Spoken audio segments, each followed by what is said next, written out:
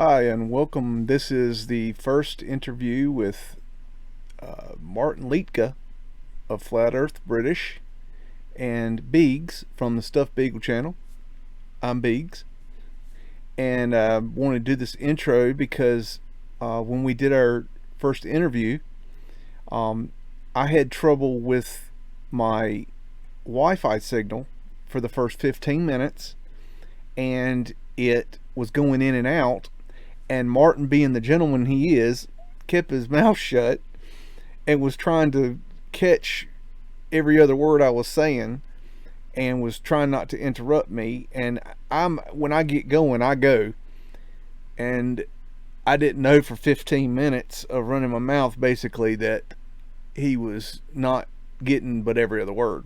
So the first 15 minutes of the interview are not good. It cuts in and out, in and out, in and out. So I saved one portion of the first 15 minutes of it, and that was really, really good. And the rest of it was just me introducing myself to him and explaining how he helped me wake up to the Mudflood. So that being said, I'll tell the story of how he woke me up to Mudflood research, and then there is about, I think, 3 hours of me and Martin running our mouths. So if you want to hear about Mudflood and flat earth and spirituality and all kinds of things, we talked about some great topics. We had a great conversation. It's 3 hours of just, two great people just trying to hash this thing out and trying to understand. And it was really fun, and I really had a good time, and I hope you guys enjoy. That being said, the story that got chopped out is basically this. When I woke up in 2008, and before that, I made my living on the internet with computers. And so when I woke up, I got rid of my computers. I stepped away from computers for 10 years. And so later, I got a laptop, and I started doing new research after years of studying via books and DVDs and listening to radio and things like this. And so I wanted new research, and so when I started looking around to see what was new, I ran into jet fuel hoax rabbit hole. Check that out. And of course that leads to flat earth. And so I was researching flat earth, and in the process of that, I found some videos of slideshows, which, a lot of Mudflood researchers do slideshows for understandable reasons. There's so many pictures. There's just so many. I mean, what do you do with them all? I have hundreds of thousands. I don't know what to do with them. I'm trying to get them out, but I get the slideshow thing now. But I got a hold of some slideshow videos, and they were there was no explanation. So it was showing old world architecture over and over and over again with no explanation. It had music or something, but there was no explanation. And so it wasn't labeled Mudflood. It wasn't labeled anything flat earth or nothing. Just no information. Weird titles. I don't know what they were. I had no idea.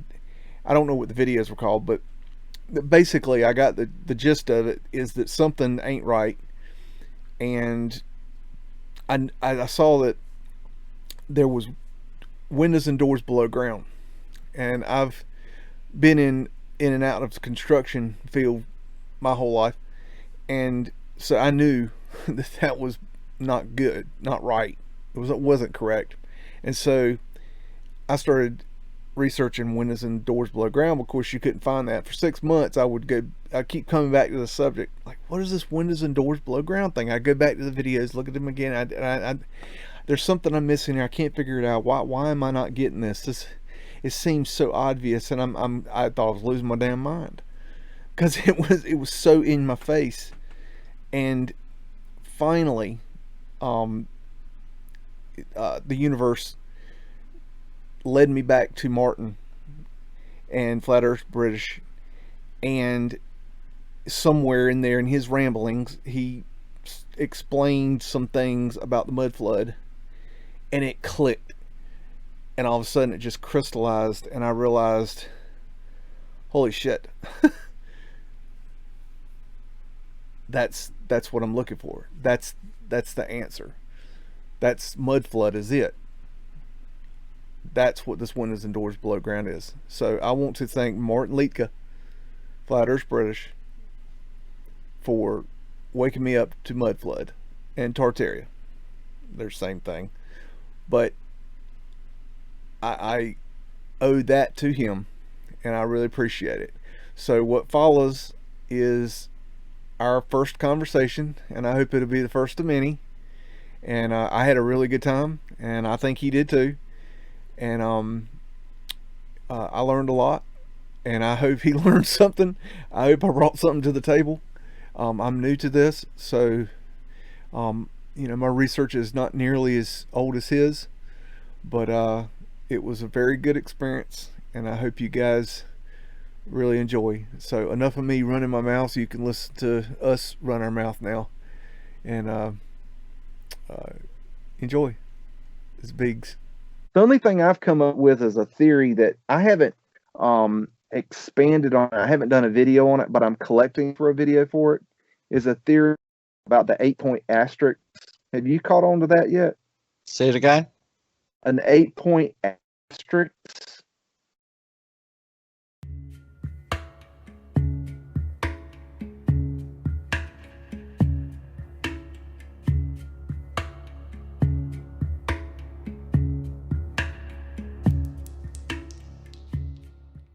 Okay, there's a I don't know what to call it, so I call it the 8-point asterisk. And what is if you search 8-point asterisk or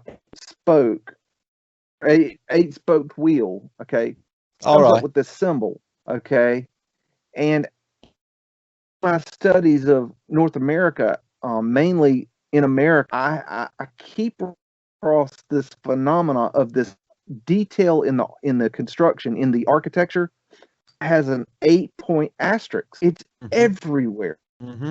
I mean, freaking everywhere. Well, and you can answer. You can get that answered. I can answer that for you. Well, I think it's a symbol for flat Earth. Well, that's my theory. I actually included. I actually included that in my book, my last book, and I've actually got a diagram of the eight-spoked Indian wheel. I've got a depiction of it in the book. Yeah, and it's all explained. It's all explained in there, what it is and why it is all over antiquity. And is it mainly in? It seems like it's mainly in me, or is it all over the world? It is in everything. It is the Maltese cross. It is the cross. It is which all fold into a square. So it's the square. It is called the Four Angels. If you read my book, it'll explain it. This place electromagnetically, right, is a 10 vortex system. 8 of the vortexes are around the edge, 2, 4, 6, 8. So that's the 8 spokes. The final 2, to make it a 10 vortex system, are in the center, the axis mundi, which is why they put axis in the name of this Indian wheel. So it's just a representation of the electromagnetic model of our flat Earth, is what it is. So you and I offered hundreds and hundreds of proofs in the book so that it can't really be debunked or argued with, because it shows you beyond a shadow of a doubt this is indeed the case. Oh, cool, because I'd love for someone to try. It's not going to be possible. People seem to theories correct, but how do you prove it? Then you. I That's brought up, amazing. I did a heard you talk series. about What I did is I did a series called The Greatest Secret Never Told, Yeah. where I offered visual, because each image speaks 1,000 words. So I offered visual, documentational, which is better than any sort of evidence that is available anywhere on Earth. And then I offered about maybe 1,000 images just to punch this point home in a 5.5 hour synopsis that is available out there. Something like 100,000 people watched the series. This was like back in 2018, and it was the basis for my first book, The Holy Grail of a Flat Earth, Right. which is just taken out of antiquity, that they've been telling us all along the true shape of the Earth, or the electromagnetic model, at least. But they do tell us that it is a 10 vortex system. The horizontal bar, I see it as the flat plane. And the vertical bar, I see it as north and south. And X as a representation of the torus. Indeed. Does that sound correct to you, or are you thinking it's more looking down at it? No, it is laying both? down, and it is the vortex around it, as you say, in the shape of an apple, as you say. And you can look at it down like that. You know, another interpretation of looking down on the electromagnetic mole is the manji, which is the swastika, which is what it represents. And right, you know, there's a few other things in antiquity that represent that looking down aspect. If you watch like Dan Winters, he does an experiment when he shows you, and we've overlaid it on an azimuthal equidistant map, and it shows you exactly a manji, looking down from a North Pole perspective. Yeah, it's the inertia plane. It is the inertia plane, which is below our feet, is any representation of a disc or a wheel as well. And the spokes, they represent the four angels, which are the vortexes, which are north and south magnets, which electromagnetically attract the sun and the moon and dictate their paths, and then repel them, driving them onwards. You know, there's experiments out there that show you this sort of technology. They do it in the lab, where they can just propel an object around a table just by electromagnetic repulsion and attraction without touching at all. This is a type of free energy, if you like, using magnets. So the sun and the moon work on the same way as well. You know, they're just not just thrown in the mix. Something is indeed driving them. So, which is electromagnetics. See the bottom line there? You've got screen share, chat, react. Oh, okay. Yeah. Okay. Yeah. So if you just click screen share, then click whatever page you want up on your browser. And then it'll just show. It'll just show. Okay, I'm learning. This is. Oh, it's not difficult. It comes over years of it. You know, I've been doing this 6 years. I tell you what, in the beginning, I was absolutely horrendous. It took me absolutely years to nail a microphone. I'd have some of the biggest guests on the internet, and I would have the fucking shittiest microphone you can imagine. Well, I got a $10 Walmart microphone I'm talking through. I only sorted this one out the other day. I've been crummy lately with my mic. I can't really sort it out. I'll show you now. I'll share screen and I'll show you something now. Let me just get rid of my my Facebook so nobody's messages pops up or anything, and I'll just give you an idea. So just share screen, and then it'll just. So I seen a massive sundog today. Very unusual. Right, can you see that if it come up? Hang on. Yes. There you go. So this was the day, me chilling over the field, and when I woke up, it was a beautiful blue sky. And then he came in with these like really heavy chemtrailers doing streaks across the sky. By about 3 o'clock, this happened. Really weird, really eerie feeling with it. It was like, you know, in an eclipse when you get that cold, shadowy feeling. Yeah, like in an eclipse. That's what you had with that. It was like, my legs are really cold. I gotta get going. This is like, and this is May. You know, it's just crazy. So yeah, they created that. They made that happen. They're just lens in the sun, aren't they? Maybe they're just obscuring, hiding a secondary sun. Check this out. I know we'll get you copyrighted, but I want to show you something. Right? It is public domain because I have checked. Right. London, 1946, after the war. Right. Wow. So yeah, This is across the road from the Houses of Parliament. So that's the look. Oh, I knew my Facebook stuff would come out. This is the location. Yeah, I see. Yeah, Big Ben's on the right, right? Yeah, this is the location of St Thomas's Hospital now. So this would be the original St Thomas's Hospital, and it is just, look at it, and they're taking it down, or it's had a hit or something. It's no longer there. The middle bit might have been exploded. I don't know. But they show you later on, right, some of the bomb damage. So the troops come home, bit of the Docklands, bit of Piccadilly Circus, not much going on. And nobody, not one person is buying anything, right? Yeah, everyone's going somewhere. What's the video called? London 1946 HD colorized by AIA, it says, though. But it is absolutely fantastic.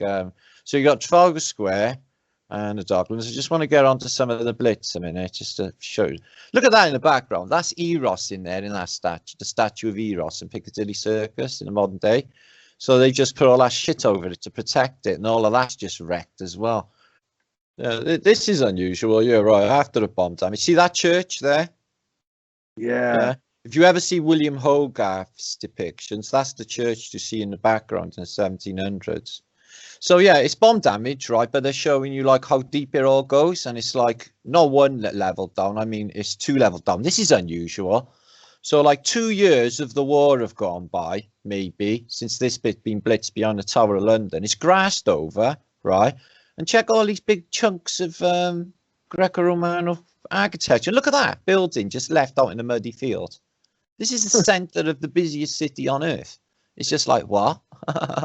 Wow. Yeah, from the war.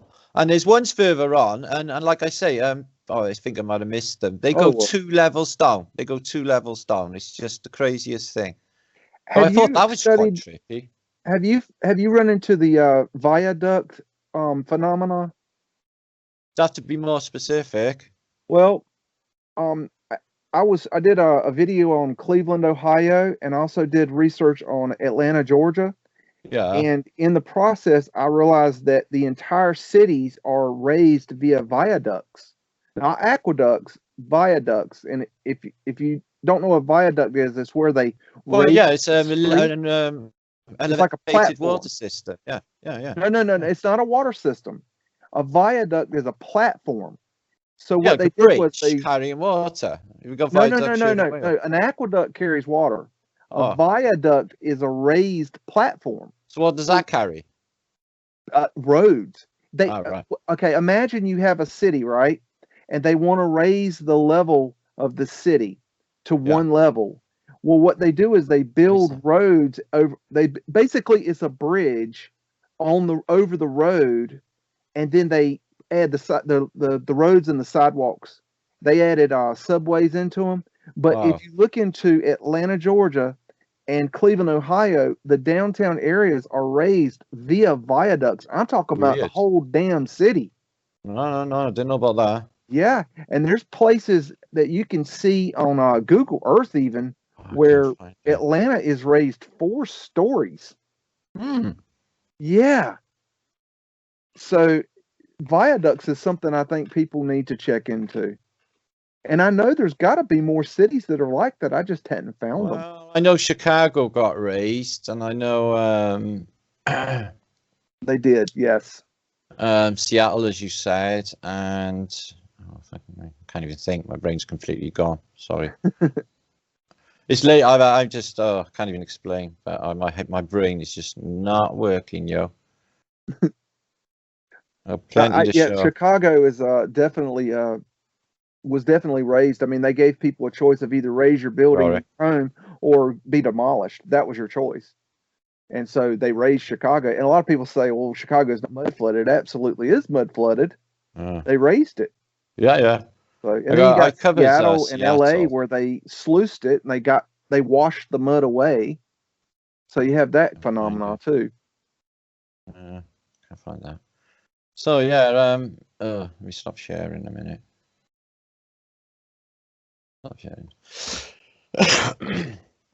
Oh yeah, I knew I wouldn't be up to much. I did try. Sorry, brother. That's okay. It's been That's a long okay. one. My brain's not even working. It's not up to anything really. I'm just like, can't even. Yeah, I'm kind of burned formulate out thought. today too. Yeah. You know, Today went like that though. Again, I mean, I'm sick Yeah. of this happening. You know, I got up early as well, and it's just like I tried to achieve what I can in a day. You know, to win the day, and then it's just gone. The day's gone. It's like, hang on a minute. Wow. Yeah. Every day's exactly the same. Just can't keep up with it. Just do my head in.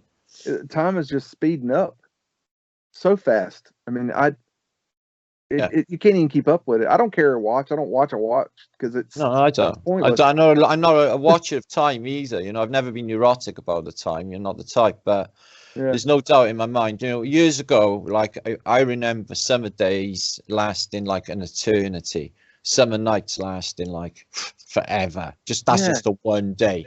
You know, and now it's just gone. I was just putting it down to my age, like, you know, because they say when you get a bit older, you know, time sort of speeds up. But like everyone is sharing the same experience, they're saying the same to me. It's like, what's happening with these days? I just can't seem to, but you know, it's gone before I've achieved anything. You set all these goals for yourself and you get through the day and it's like you got one little thing done. You're like, wait a minute, this ain't right. Well, I won't let that happen. If that happens, I just stay up until it's done and just stays up through the night and just make sure everything's done. But yeah, the days just, that's what I mean. How would I watch videos? Where would I have time? I know, and there's I'd so have to many give up my life to watch YouTube videos and not making them is what I'd have to do to be able to watch them. Yes. Now, there are a few that I will stop and watch, like Conspiracy RS. He does phenomenal work. So I'll sit there and watch his stuff. But he 30-minute videos. You're good to go. I mean, not a whole lot. I don't watch too many Mudflood people. I mean, I just overview, like I say, because basically I've been talking about it since 2016. Yeah. And you just get burned out on the same old thing. Well, no, I chop and change, but I do like to talk about other things, you know. But that's, you know, I'm more than just, you know, people are, you know, sort of, you know, attribute me to like Tartaria and Mudflood and, you know, Flat Earth and everything. But it's just like, well, I know there's a lot of. I set off with like consciousness and to save humanity. That was just an end to the means, you know, to the truths there. You know, history's all a lie. They do repeat history, and I'm sorry, like, but they've been telling us all along. The terrifying truth is they wipe every fucker out of this place, and they start over again. And like, we don't mean nothing to them. They're just psychopaths. So you better get with the program because that's the way it is in this place. You know, and everything that they present to us is controlled and a lie. You know, with no proof. If you give any of it, a critical thought, it all falls apart. All of it, from evolution, dinosaurs, nukes, like you mentioned earlier with the jet fuel. That's a definite, right? When I was a kid, if a jet went over, it screamed the neighborhood out. I mean, it was deafening, raw from any jet high up. You know, or even if, you know, at 38,000 feet or something, they would be roaring. And now you can hardly hear anything quiet. Yeah, because it's I live near Fort Bragg in Carolina. And every day I have the C-130s coming in over my house. And number one, they're very quiet. And number two, they look like they're floating, like they're levitating. How can them things that big just sort of hang in the air going that slow though? Come on. It's a monster. Why does it just fall down? Yeah. I know, especially with Hercules, they does me in. I'm just like, how, because they're so phenomenally big, aren't they? It's just like, how can he just stay there? And they don't seem quick enough to give him lift, do they? You know, they just like seem to be, you know, just going. Well, it's a bee levitating is what it is. They figured out how to levitate, and they use the what is the HHO gas? What's the gas they use? I don't know, but I know what you're saying. I think it's where they create the pressurized air. The starter. Yeah, once they're there, and then the pressurized air is flammable. Exactly. And it turns into a gas. I mean, it makes sense. So much sense. And if they're not doing it, why aren't they doing it? Yeah. And, you know, if you look at this, is what killed me. I think what really got me going was when I saw a picture of how many swimming pools it takes to fill up a 747, and it's sitting on the wings. And I know how much water that is in a pool. I'm telling you. Somebody said to me the other day, though, no, he wouldn't have it. He was saying, "Oh, I know. I was in an airport and I was on the flat bit, you know, and I watched them pour in all in thousands of liters to that plane." Yeah. Like, I don't reckon you can get 80,000 liters in them wings, and that's deadly. You know, why stick him on the wings, in the skinny wings anyway? Wouldn't that just, like, you know, I'm like not into, like, you know, aerodynamics or anything, but in my mind, that seems like, you know, that's just, how can the wing hold that much weight? I don't know. It's impossible. It makes no sense. I mean, when you think about it, you got to be a pure dumbass to believe it. Look, it could be just dribbling out enough fuel to give them enough to get the lift, like we say, right? And the clock could just be going like that, couldn't it?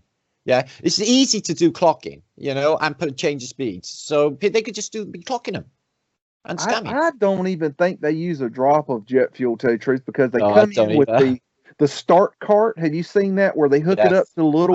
I watched it. Yeah, I think it's a thing, you know. They get it hooked, or they get it going with a small air compressor. Yeah. And that gets the little one going, and the little one turns the big ones, and then that gets going. And once they get up to a certain amount of pressure, they fire that sucker up. Yes. And out shoots the gas and the flame, and there you go. You've got your and that's another thing is how can you stand behind that thing and not get burned up? I seen that video. The guy just there. It was just like he wouldn't be dead. It's just not possible. Yeah, I know. Impossible. Now here, I'll give you my little flat Earth proofs. Now that you're probably gonna laugh at me because I'm not a flat Earth prover, dude. Come on, I've viewed them all. Okay, I've got two that really got me. Number one is how fast is the Earth spinning? About 1,000 miles an hour? Yeah, well, they say just over at the equator. Okay, well, let's say that 1,042, but it is, you know, variable. Imagine I'm talking like you're a glober. Okay, I'm going to pretend you're a glober. I'm going to tell you, okay, you tell me how fast the Earth is going. You say 1,000 miles an hour, whatever. Yeah. It doesn't matter. It could be a billion miles an hour. I don't care. But you know that sucker's spinning like a son of a bitch, right? Mm. You know this. Mm. Now, and I think everybody knows this. But let's say 1,000 miles an hour. Now, if you take a drone and you launch that sucker straight up in the air and you put it on hover and you point it at a building, okay, that's facing, you're going to face, let's say, north, okay, and you're traveling, you know, what, west? Yeah, it's supposed to be going in an easterly direction. Okay, we're traveling east, right? So if you hover for 1 hour and then you come down, where do you land? And they'll say, well, right where you took off. Okay, how's that possible? Mm-hmm. Exactly. It's not. Well, they'll just say their excuse is Coriolis effect or Coriolis force. So they've invented a sticky Velcro-y substance in the atmosphere, right, which sticks absolutely everything, including aeroplanes and ships and everything else, and all of the insects flying around, right, into this viscous stuff, which turns with the globe, right? Okay. It's just if you take that same theory, though, and you're saying let's say they're saying there's that viscous material, right, holding it. Well, what about a guy that's sitting on the ground filming a helicopter, and the helicopter's sitting there for 30 minutes in a stationary position? He's moving, right? Mm-hmm. It's not possible. It's not possible. Look, if you was watching, like, they call a sunset, but we call a sun moving away because we can see the perspective. We know what's going on. But it's supposed to be happening, like, at the speed of sound. Do you really feel like you're falling away? Because you're supposed to be falling away. You know, this ball's supposed to be spinning. You're really falling away, like, you know, speed of sound. Yeah, it's just, I get, like, a bit like dodgy stomach on a lift, on an elevator, yeah? Okay, yeah. And I get a little bit sick on coaches as well. I'm terrible at sea. And so, like, if we were moving, you know, respectively, I'm in the UK, so it's supposed to be around 620 mile an hour spinning here at the moment, right? It's just, you know, to me, it's pretty obvious. It's all really stupid and really foolish. And to me, it's a joke, and they get everyone to believe just about anything with no proof whatsoever. You know, it's true. If you had a helicopter and you hovered above you for, like, you know, maybe 2-3 hours, New York should safely arrive below us in no time at all. Like that. Apparently. Yeah. So that brings up my second point. My second proof is that if you take a flight from the East Coast, let's say New York to LA, it takes a certain amount of time, right? And then when you fly from LA to New York, it takes a certain amount of time, right? Yes. Now, with the jet stream and things like that, it might take a little or less going one way or the other, right? Really quick. But would you say it takes about 4 hours to get from New York to LA? I've flown it before, and I know it does take about 3 to 4 hours, something like that. It's well, it'd be a lot long. quicker going east to west, but their excuse for that again, which is partly true, is the Gulf Stream or any prevailing But not jet that streams fast. they I mean, catch. if we're No, doing not that fast. 600 They miles alter an hour, it. Well, what about from north to south then? That's more of a ridiculous notion. So imagine you just took off in Anchorage, okay, in Alaska, yeah, in a jet, flying south, yeah. So, you know, you're obviously, you know, your plane's flat, they're all sitting there quite merrily, and then apparently, you know, it's going to go around the ball, and then you'll land in, say, Patagonia, just for argument's sake, and you're completely upside down. You haven't noticed shit, yeah. Okay, this is just like, you have a think about what you're saying. You know, it's just, look, it's simple, right? They just say they're doing all this ridiculous stuff with their money and going to Mars and everything. Easy. All you gotta do is just fly some cameras out to this said moon, yeah, operational cameras which can point back at Earth and show us exactly where we're living. In fact, then it could mag up. Maybe they could just like hijack or use their Hubble telescope, magging on the streets of New Zealand or Australia, and people walking around, ships, super tankers hanging upside down would be really, really nice. Or any of this stuff, or maybe they could show us the Nile River, you know, and it's miraculous. How about a true photograph of the Earth? Yeah, I'm still waiting on seeing a real photograph of the Earth instead of a CGI picture. They haven't got any. They admit they've only got one anyway, and they'll tell you that is the late Apollo shot, yeah, and that is it. And all other images are CGI, and they will tell you, and they only say one's real, and it's all obscured. There's nowhere, like, because this ball is so small and the continents are all pervasive and you can see them. It's like, okay, then, so where's the North Pole and where's Antarctica? And on the back, you know, it's just, it's obviously stupidly fake. There's a place here near me called a city called Durham, North Carolina, and they have a science museum, and they have an exact full-size replica of the lunar lander module. And I remember when I was a little boy seeing that quite a few times and wondering how the hell a man in a suit could fit through that. And, it's ridiculous. I've seen it. I know. I went to the Space Museum, Space Center in Britain. They say it's a couple of, you know, millimeters, you know, of like silver foil, kitchen foil. Yeah, that's the casing for it. Yeah, I mean that makes sense. Yeah, just pink. But I've posted, like, I did, like, it's one of my best viewing videos. Like, it's, you know, NASA of 100% busted, and it's basically showing from outside the limb. Yeah. Just all like bolts missing, and just like only every other bolt done up, you know, in the most expensive mission ever, and chinks of light shining through from inside. Yeah, chinks of light shining through. So, you know, this is just not happening. None of it is happening. It's just that is, to me, if anyone believes that man walked on the moon, that is unfathomable stupidity to my mind. Yeah, it's just, why would you even you know, trust the whole thing to say? It's just pathetic. It's really, I mean, that was a you know, I didn't wake up to that part until around 2017, so I'm very new to this. Yeah, wow, yeah, and I was awake from 2008. You know, so I've never ever bought it. You know, I was old enough to watch these things anyway. You know, I missed the first landings, but by the time I was about 5 or 6, oh yeah, 5, the later Apollo 18, so 1972 to 73, and it was all over the television in color, HD, you know, and we had a color telly at the time, and I was like that, transfixed, you know, just like, is there anything else on though? Because this is like boring. I switch over, and even as a small child, you know, I was like, this is just Space 1999. This is just like, I don't think this is happening. And I've never, ever bought it. I've stared at the moon, and instantly my consciousness will tell me, no fucking way. No way. You know, that sucks, because I I have all my life up until, like I said, recently, I have The believed. control mechanism. I didn't believe that we went to the moon. I woke up to that in 2008, but I did believe in space, and I did believe that there was stars and all that stuff. I did believe that.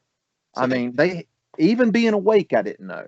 I used to pride myself on how much I knew about astrophysics and space stuff. I thought, like, yeah, I'm a real geek. I defy anyone to tell me anything about any of this now. You know, that's what I was to study like. The that's why all flat earthers are. All flat earthers, if all flat earthers were NASA fanboys at some stage watching all of this and having doubts, yeah, because I would like that when them first images from Earth from space turned up on my computer, I was like, oh, these are fab. So all of those city lights, well, then I haven't seen them before. How come they don't show up in any of the other images? Oh, all right then. So they're just coming up now. All right then. And I just knew, like, you know, and I had doubts. This was about 3 years before I first heard about flat Earth. I was like, and I would sit and watch them like that, you know. Were you like when you heard flat Earth the first time? I mean, were you like I was like, yeah, bullshit, but you looked into it? No, I'll tell you what happened. I was listening to Coast to Coast daily. Oh, I used to listen to that too. Yeah, so it'd be a bit of George Snorri. Yes. John B. Mills. Oh, man. Every night. Yeah. So I would that would be every day for me, like, you know, 2-3 hours of Coast to Coast. You know, I was even subscribed like every night. Yeah. So I was looking for a specific episode with Whitley Strieber that I want to listen to and pick up. I remember I was looking for it, and then Flat Earth shows up, and I'm like, that's interesting. No, I think I'll leave that for now. And I reckon that I ignored it in my recommendations for must have been about a month. Yeah. About a month. And I would look at it, and honestly, I didn't think this is like I didn't think, oh, this is stupid, but I thought like, oh, because I like look at anything, you know. I thought, well, that's interesting, but that's about it. I didn't think any more, and in the end, I just like, fucking hell, what is this? Let's have a look. And it was Max Sargent's video, The Clues. So I sit there and I patiently listened through them, and I turned my computer off and I went, uh-oh. And then I watched a few more, and then it was like, uh-oh.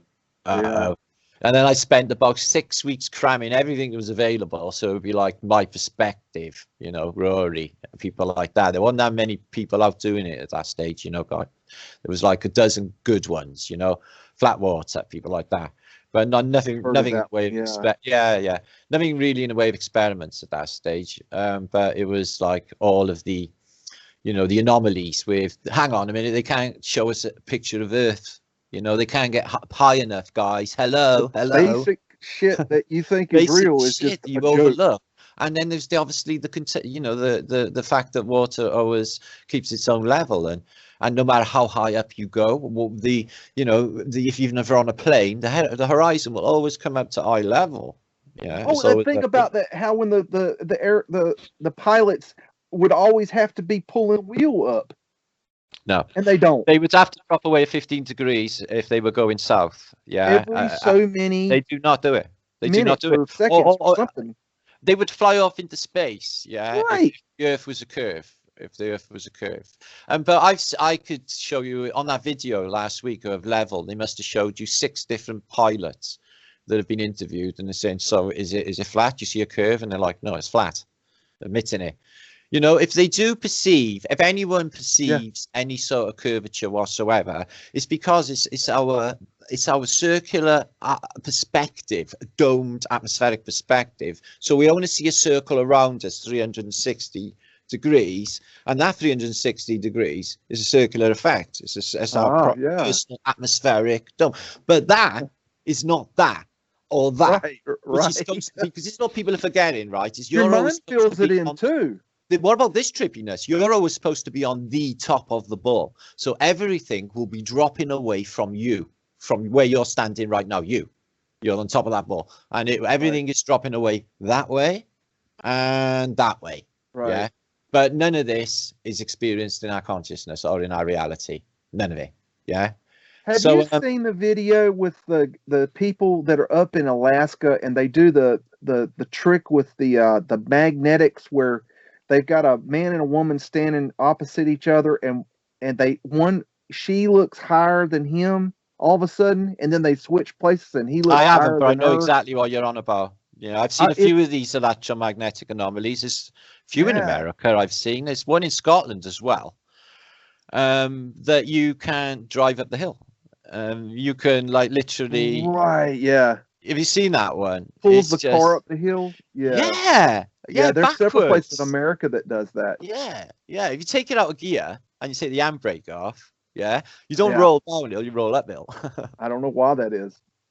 Well, I tell you that little bit of a different subject, but the way I woke up was I used to drink a lot. Okay, that was my thing. That was my drug. I love to drink, and I was drinking my beer, and I was watching. I had satellite, and I'm sitting there with my girlfriend, and you know how you get to the point you've watched everything on TV, so you start watching things you normally wouldn't watch because you're so bored. Sure. That's where I was at, and I had 90 channels of nothing, and I had that thing where you record videos, record shows, and then it pops up. Yeah. Okay, so I did that, and I hit record on a History Channel video because I like history, and at 1 o'clock in the morning, I'm sitting there drinking, minding my own damn business, and this video pops up about 2012, and I'm like, "What the hell's this?" Oh, that's something I recorded. Let me watch it. So we sit there and watch it. And we got done with that thing, and I'm like, I looked at her, I'm like, what the hell was that? And I jumped over the couch, and I went and got on a computer, and I spent the next 2 weeks awakening. Because I had never heard of that, and I thought there's no way this could be true, or there's no way. This sounds so stupid, yet it sounds like something I could prove. I'm going to go prove this, because I thought I was a smart ass. Was the video called 2012, was it? I think it's called... I've got it on DVD. I think it's called 2012 Armageddon. Something like that. If it's a really, really famous one came around the time, I think I did watch that. It does ring a bell. It was like a very well produced movie. Yes. Yeah. It was it was well done, and it went into the Mayan calendar, things like that. Yeah. And I remember that. But I've read over 40 books on the Mayan calendar. That's one thing I went into deep study on, that and the precession of equinox. Now, I have from really early on realized that 2012 was bullshit, that there was something wrong with the timeline. Of course, now I know why, but at the time I knew something was wrong with the timeline, and I knew that 2012 wasn't the end of the world. I realized that very early on from studying the Mayan calendar, and I realized that also that it's extremely important to study it because there's a lot of wisdom going on there. And they're telling us a lot of things, and you can learn a lot of things and lessons from the study of 2012. But see, after 2012, everybody put it away like it was nothing. Like, oh, that didn't happen. That was bullshit. It wasn't bullshit. It was the people. It can't be anyway. Bullshit. If you think about it, I don't think it can be, because basically you're going on the Phoenician calendar, and I think there's been an added 1,000 years plus. Right. Well, that's what I'm saying. The timeline is not right, but it was the what they did with the calendar, how they had it figured out like a clock, that if when it got to a certain point on the calendar, it was like certain things could happen. And they had this thing figured out. I mean, they were talking about the Pleiades, how many stars were in the Pleiades star system. 1,000 I can see about 8. Telescopes. 11. How many? But they knew that 1,000 years before they had telescopes. How? Yeah, because you're going to see one when you look up, really, can you? On a good night, you might see 7, maybe. Yeah, well, not with my eyesight, but with my camera, I have seen about 7. I think I've seen about 7. And you're probably right, but I mean, the point is that you can't see what they said was there. It's impossible. No, I get that. How did they know that? They knew something. They were a lot advanced. Their language has, well, not the Mayans, but the Aztec language has words with 100 characters. One word. I mean, what kind of knowledge did they have? Look at their pyramids and the canals of Mercury. What do you think they were up to? Oh yeah, Mercury's key. Big time. This is a big, major advanced civilization. And it's not long ago. The Aztecs had folded up like 1600s. No coinky dink. The when there's a Aztecs weren't reset. even that important. It's the Mayans and the now. ones before them. Hmm. Okay, The Olmecs as well. There's the Aztec, Olmecs, the yes. Olmec, the I have a theory on the Olmecs that I'll shoot to you and you can shoot it down or whatever. Maybe you know about this. Okay, there's a channel that I don't know if you're aware of it. A gentleman named Dane Calloway. Have you heard of him? yeah. Okay, have you looked in his research? I don't. Well, like I told you, I don't really watch anybody's stuff. Okay, I'll give you a nutshell of what he's talking about. He is not a mud flooder, okay, and I have tried to reach out to him and he has not come back. But his research is showing that the slaves in America were not slaves as we know them, that they were indentured servants. Basically, they were prisoners of war that were taken in and were here in America when we arrived, and they were put into a prisoner situation and signed into indentured servitude where they could earn their freedom. And then there was a cover up to say that they were slaves and they came. I from ain't buying any of that. I think you might want to look into a little more. I don't think so. I think it's something completely different going on, especially with what do you think? Well, all right then. If you take a colored person, a black person, okay, and you take them to a cold country, they heat up. They automatically heat up. Okay. Okay. So they're more inclined to actually, practically wise, they would be better off in a cold environment. Okay. Okay. Right. Yeah. Being black doesn't necessarily, because if it was the sun that dictated the melanin and to be black, then we would all be black, wouldn't we? Because we all have baking hot summers, etc. So that is not the case. So I'm thinking, again, with like the resets and bringing different populations in, these could be like, in my mind, Tartaria, the original Tartaria, these fairly dark people, and the origins were further north, so probably colder climates altogether. Okay, I'll tell you what my. So you go to the opposite. They're telling you the whole of humanity came from the savannas of Africa, to 20,000 years ago, and we all rose up and we spread out into civilization. This is what So I think they're just like, it's going to be, if that's the official narrative, there's got to be completely the opposite way, hasn't it? They probably come maybe from a cold place, yeah. Maybe, but concerning the slaves and stuff, that's not actually true. I don't think. Have you heard of narrative. Mansu? I think it's a narrative put in to keep people hating one another, is what I think. Have you heard of Mansu? Say that again. Have you heard of Mansu? I might not be pronouncing it right. He was an African king.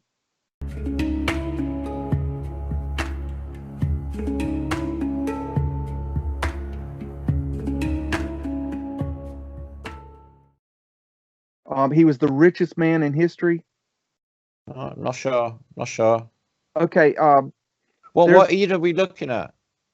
A long time ago. All right. Okay. Here's my theory in a nutshell. I think, and you'll have to dig into that. I can't give it all to you right quick, but I believe that the story is that Mansu, the richest man in history, that he was wealthier than any man in history, hands down. And I believe that the story goes that he sent out 200 ships to find land, and they went west from Africa. And when they got there, they came back and told him, we found land. And then he built 3,000 ships. He loaded up all his ships and disappeared and was never seen again. He took all his people, got on the ships, and was never seen again.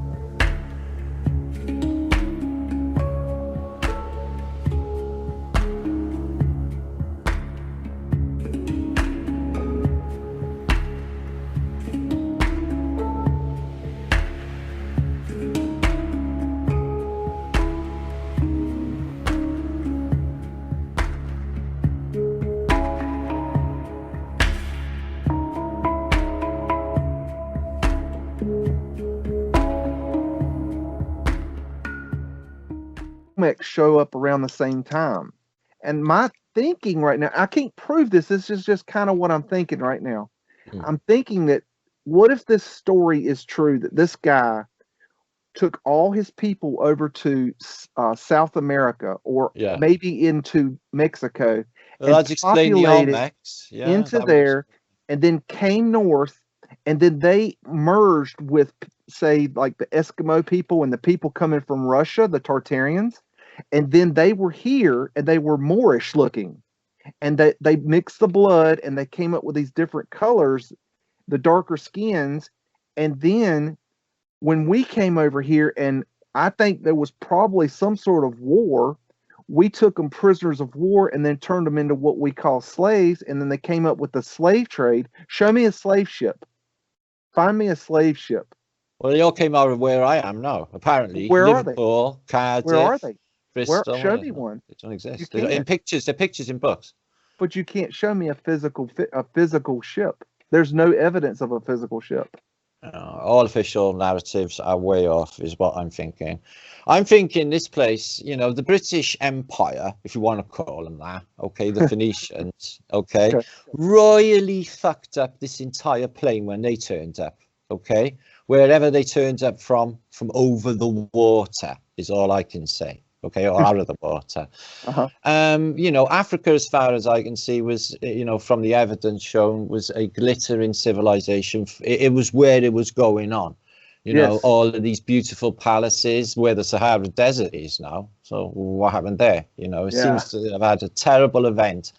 You know, at the same time as like the fall of Carthage, say. So do you think it's possible that the place in I forget what it's called, but the big concentric circles in Africa is where maybe Atlantis was? I've looked into I have seen that, but I've seen also Cadiz in Spain as a location for Atlantis.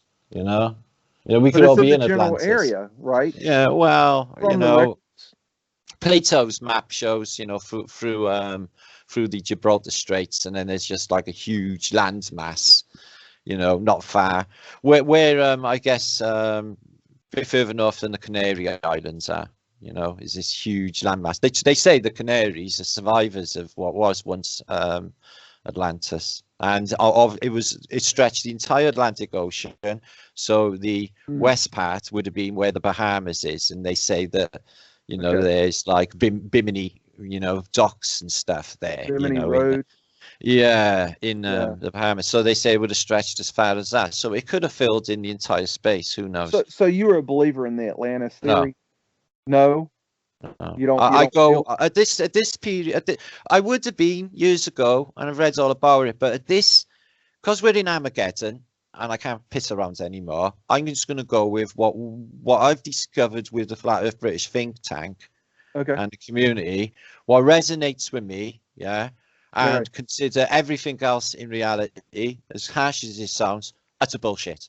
And because all these official, you know, nothing, all of this official information, especially concerning the Americas, as far as I'm concerned, you know, last 3 years ago, this stuff was proved wrong, fake, bullshit. You know, America is the old world, not the new world. You know, this thing been up and running all along.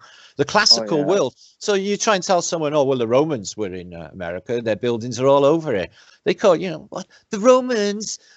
Hello, America wasn't discovered to Columbus. Yet. You find the classical world is littered in America and Australia and everywhere.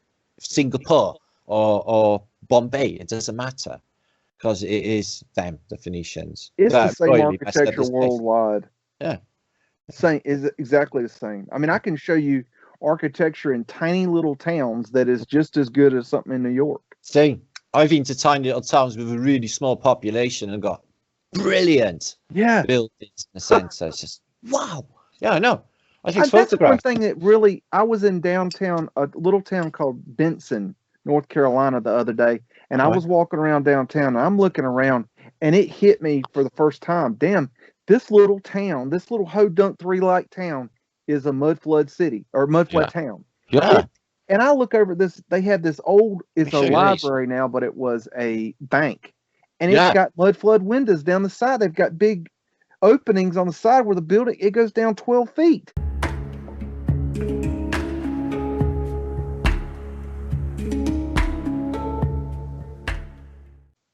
And I'm like, this is this is a small town. You have to wonder. Let me show you this then, right? Why did they destroy a small town?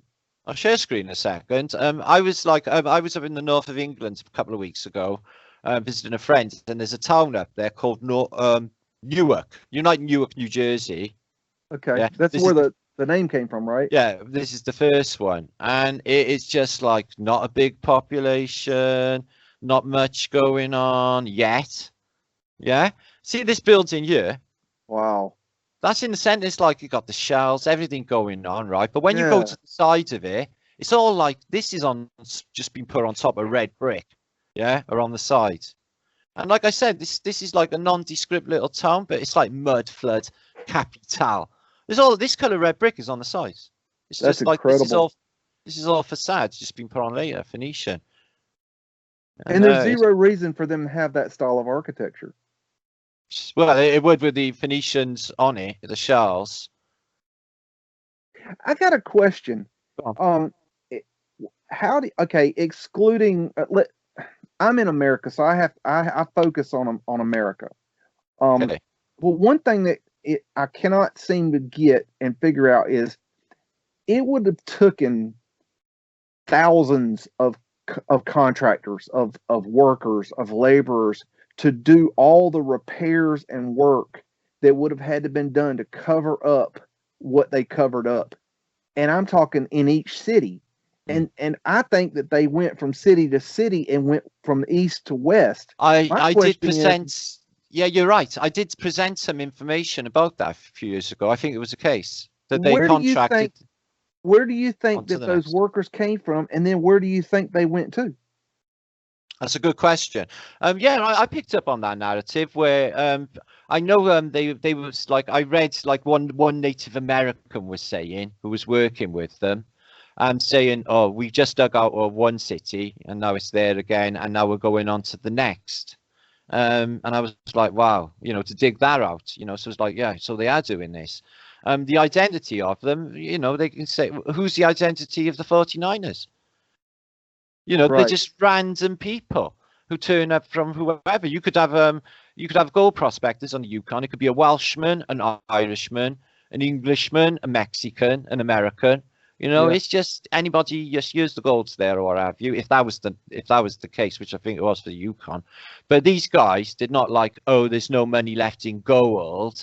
Let's move off and build an entire civilization. And an infrastructure and everything in no time at all, in 40 years. Because from what you get from the 49ers, they seem to be like, a motley old crew. They ain't up to much at all, but working in the day, digging gold, etc.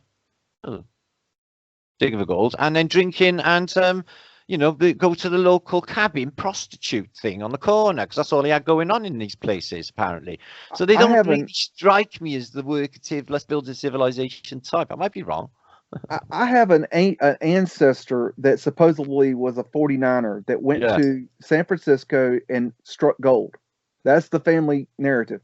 And I was given a long time ago a watch chain that he had made from the gold that he had found. Now, I have never seen anything like this thing ever anywhere. It is incredible. I don't think he designed it or made it or found it, or I think it's Tartarian. It's just a beautiful chain design, yeah. It's not just that. It's got the rock. Supposedly the rock that he found the gold in, the quartz, incorporated into each little link. Whoa! And I can't even describe. So you got the straight, when they get like a vein of gold, like so you got the vein through it as well. Yeah. Right. Yeah. And it's incredible. It's absolutely incredible. And I just don't. Gold. I believe the story that I heard, but then supposedly the guy came back and then the slaves supposedly built his house with brick that they made from the front yard. Have you heard that tale before? You hear that in America a lot. Oh, the slaves built the brick house, and that's the narrative here. You know, if they need to hide it, the slaves built it. Well, they're in the brick house, like incorporated in it. Yeah. Yeah. It's just, man, our history is so whacked out. Yeah, I've discovered a few things. I did write them down today. I just can't even remember right now. No, it's gone. Stuff I was going to present tomorrow on. I have to do a little Flatterday show, but I'll have to do it on the Think Tank channel. I think I've been working on a documentary for a year now. I'm getting close to finishing. It's going to be a series. Was going to be one documentary, but it's going to be a series now because it's too much. And what the idea was, I was when I was studying the Mudflood, I thought, well, where can I study that I can make a difference that nobody's done before? And I started looking around to see who had done what in North Carolina, and there's very little. And so then I realized, well, maybe I should look at my home city, which is Raleigh, North Carolina.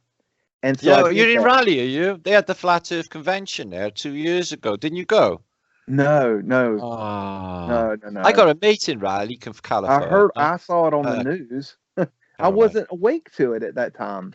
It wasn't it wasn't registering like that at that time. Fair enough. I knew it was like important, but I should have known. But I have been making this documentary, and the idea is to look at every single building in the entire city and the history of it. And that's what I've done. And I think it's a first of its kind. I don't think anybody's ever done an entire city. Not like that. No, I've done like random buildings in random the city. Buildings.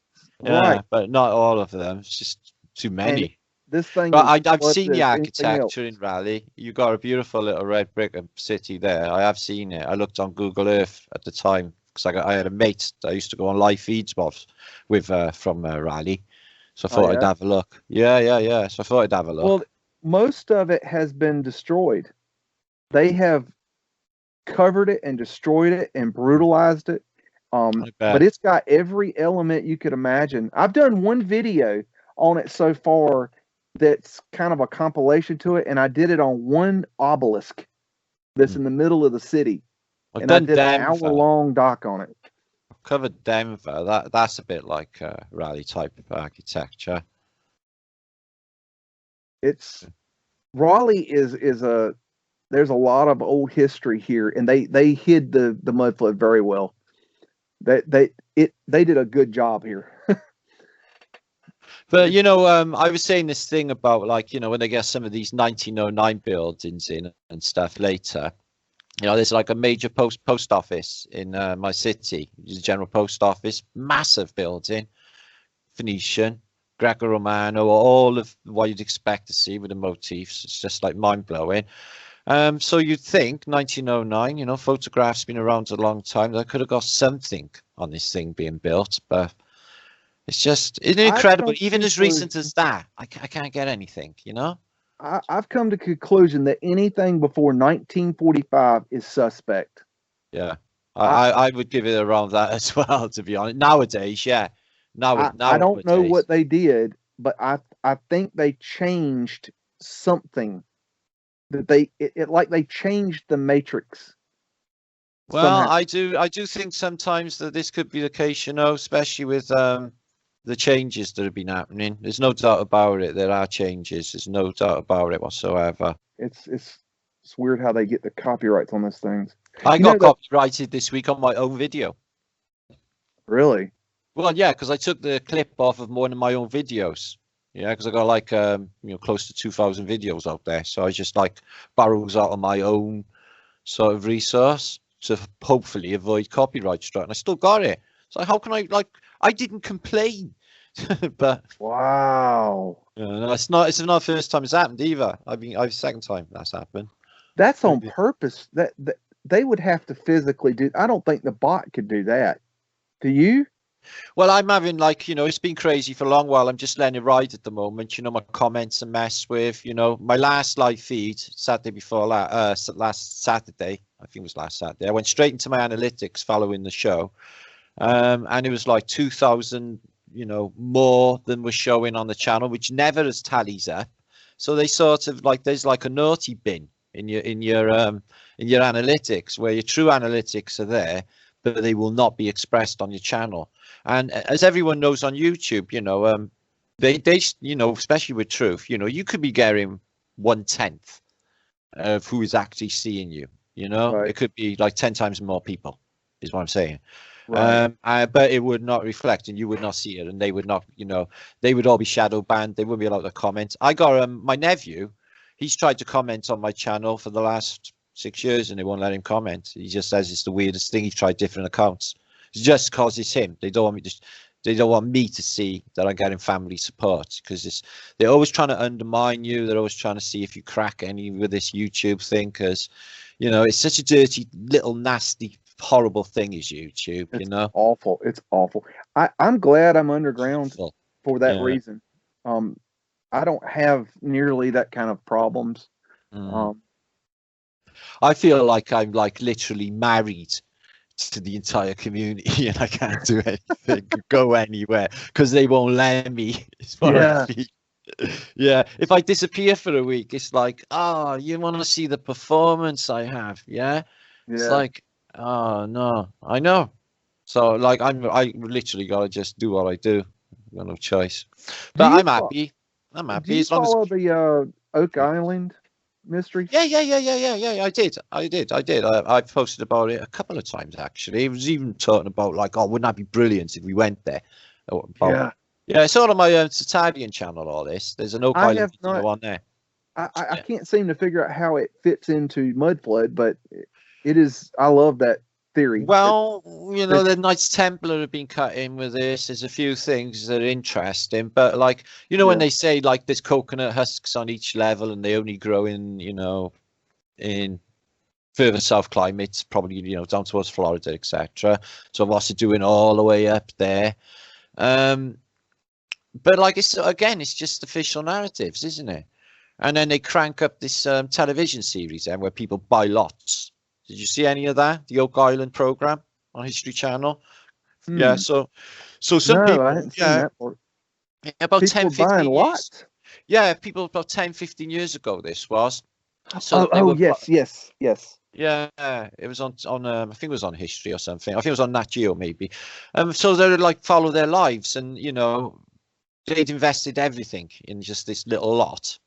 Yeah, the whole system floods out. So you can't really get in there. It's deadly. There's only a couple of times a year you can get in there. And the things they retrieved did look European. They was like, looking like old Saxon stuff. Nothing of any value, they say. So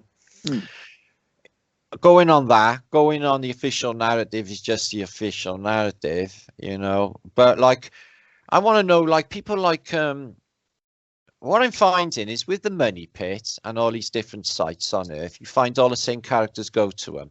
So you had Roosevelt. As Roosevelt as a young man goes there, and he works there. I tell you who else went to the money pit. A few movie stars went there. John Wayne invested. Yeah, he invested. He went to the money pit. So there's like, I know there's some really unusual people that packed it all in and spent summers just pissing around in the money pit for some reason, and especially like notable people. I think there you are, Neil Armstrong as well. Wow. He spent time there after the moon landing. So like, there seems to be something with it that all of these Freemasons do know. And the same people are in the big game, like the moon landings, etc.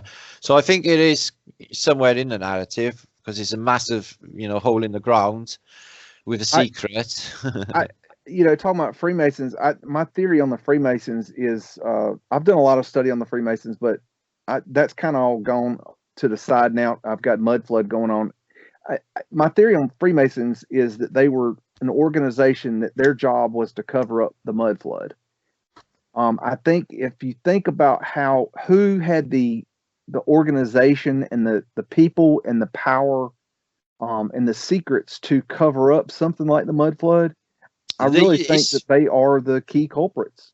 Listen, it's a beautiful saying what you just said, cover up, because that's exactly what they did. Look, they found Freemasonry, yeah, some of their Freemasons, and they covered up the whole world with all of this. I guarantee you, if you chip off these panels, there will be red brick under that. I can guarantee you, if you chipped off these panels, get down underneath there, it would be red brick underneath this, all this facade. Yeah, they've covered over and added later all of this nonsense when they arrived. Like I said, you know, and well, we know about technosmia. This is what these things were, Tartarian technology, as we know. And the place was just riddled with idols, apparently, not too long ago, in Mad Max days. You know, were they actual in a physical form in this place? Listen, something's happened, like people pointing towards CERN. Like I haven't got a clue if any of that is real. You just get pictures. That's a great picture right there. That's Chester in England. That's so cool. Yeah, it's beautiful. You know, I have a theory on the hidden hand from the Masons. Yeah, go on. If you imagine a guy holding his hand in his jacket like a hidden hand, and then turn him horizontally with the hand going down into the jacket. Yeah. To me, that represents a mud flood.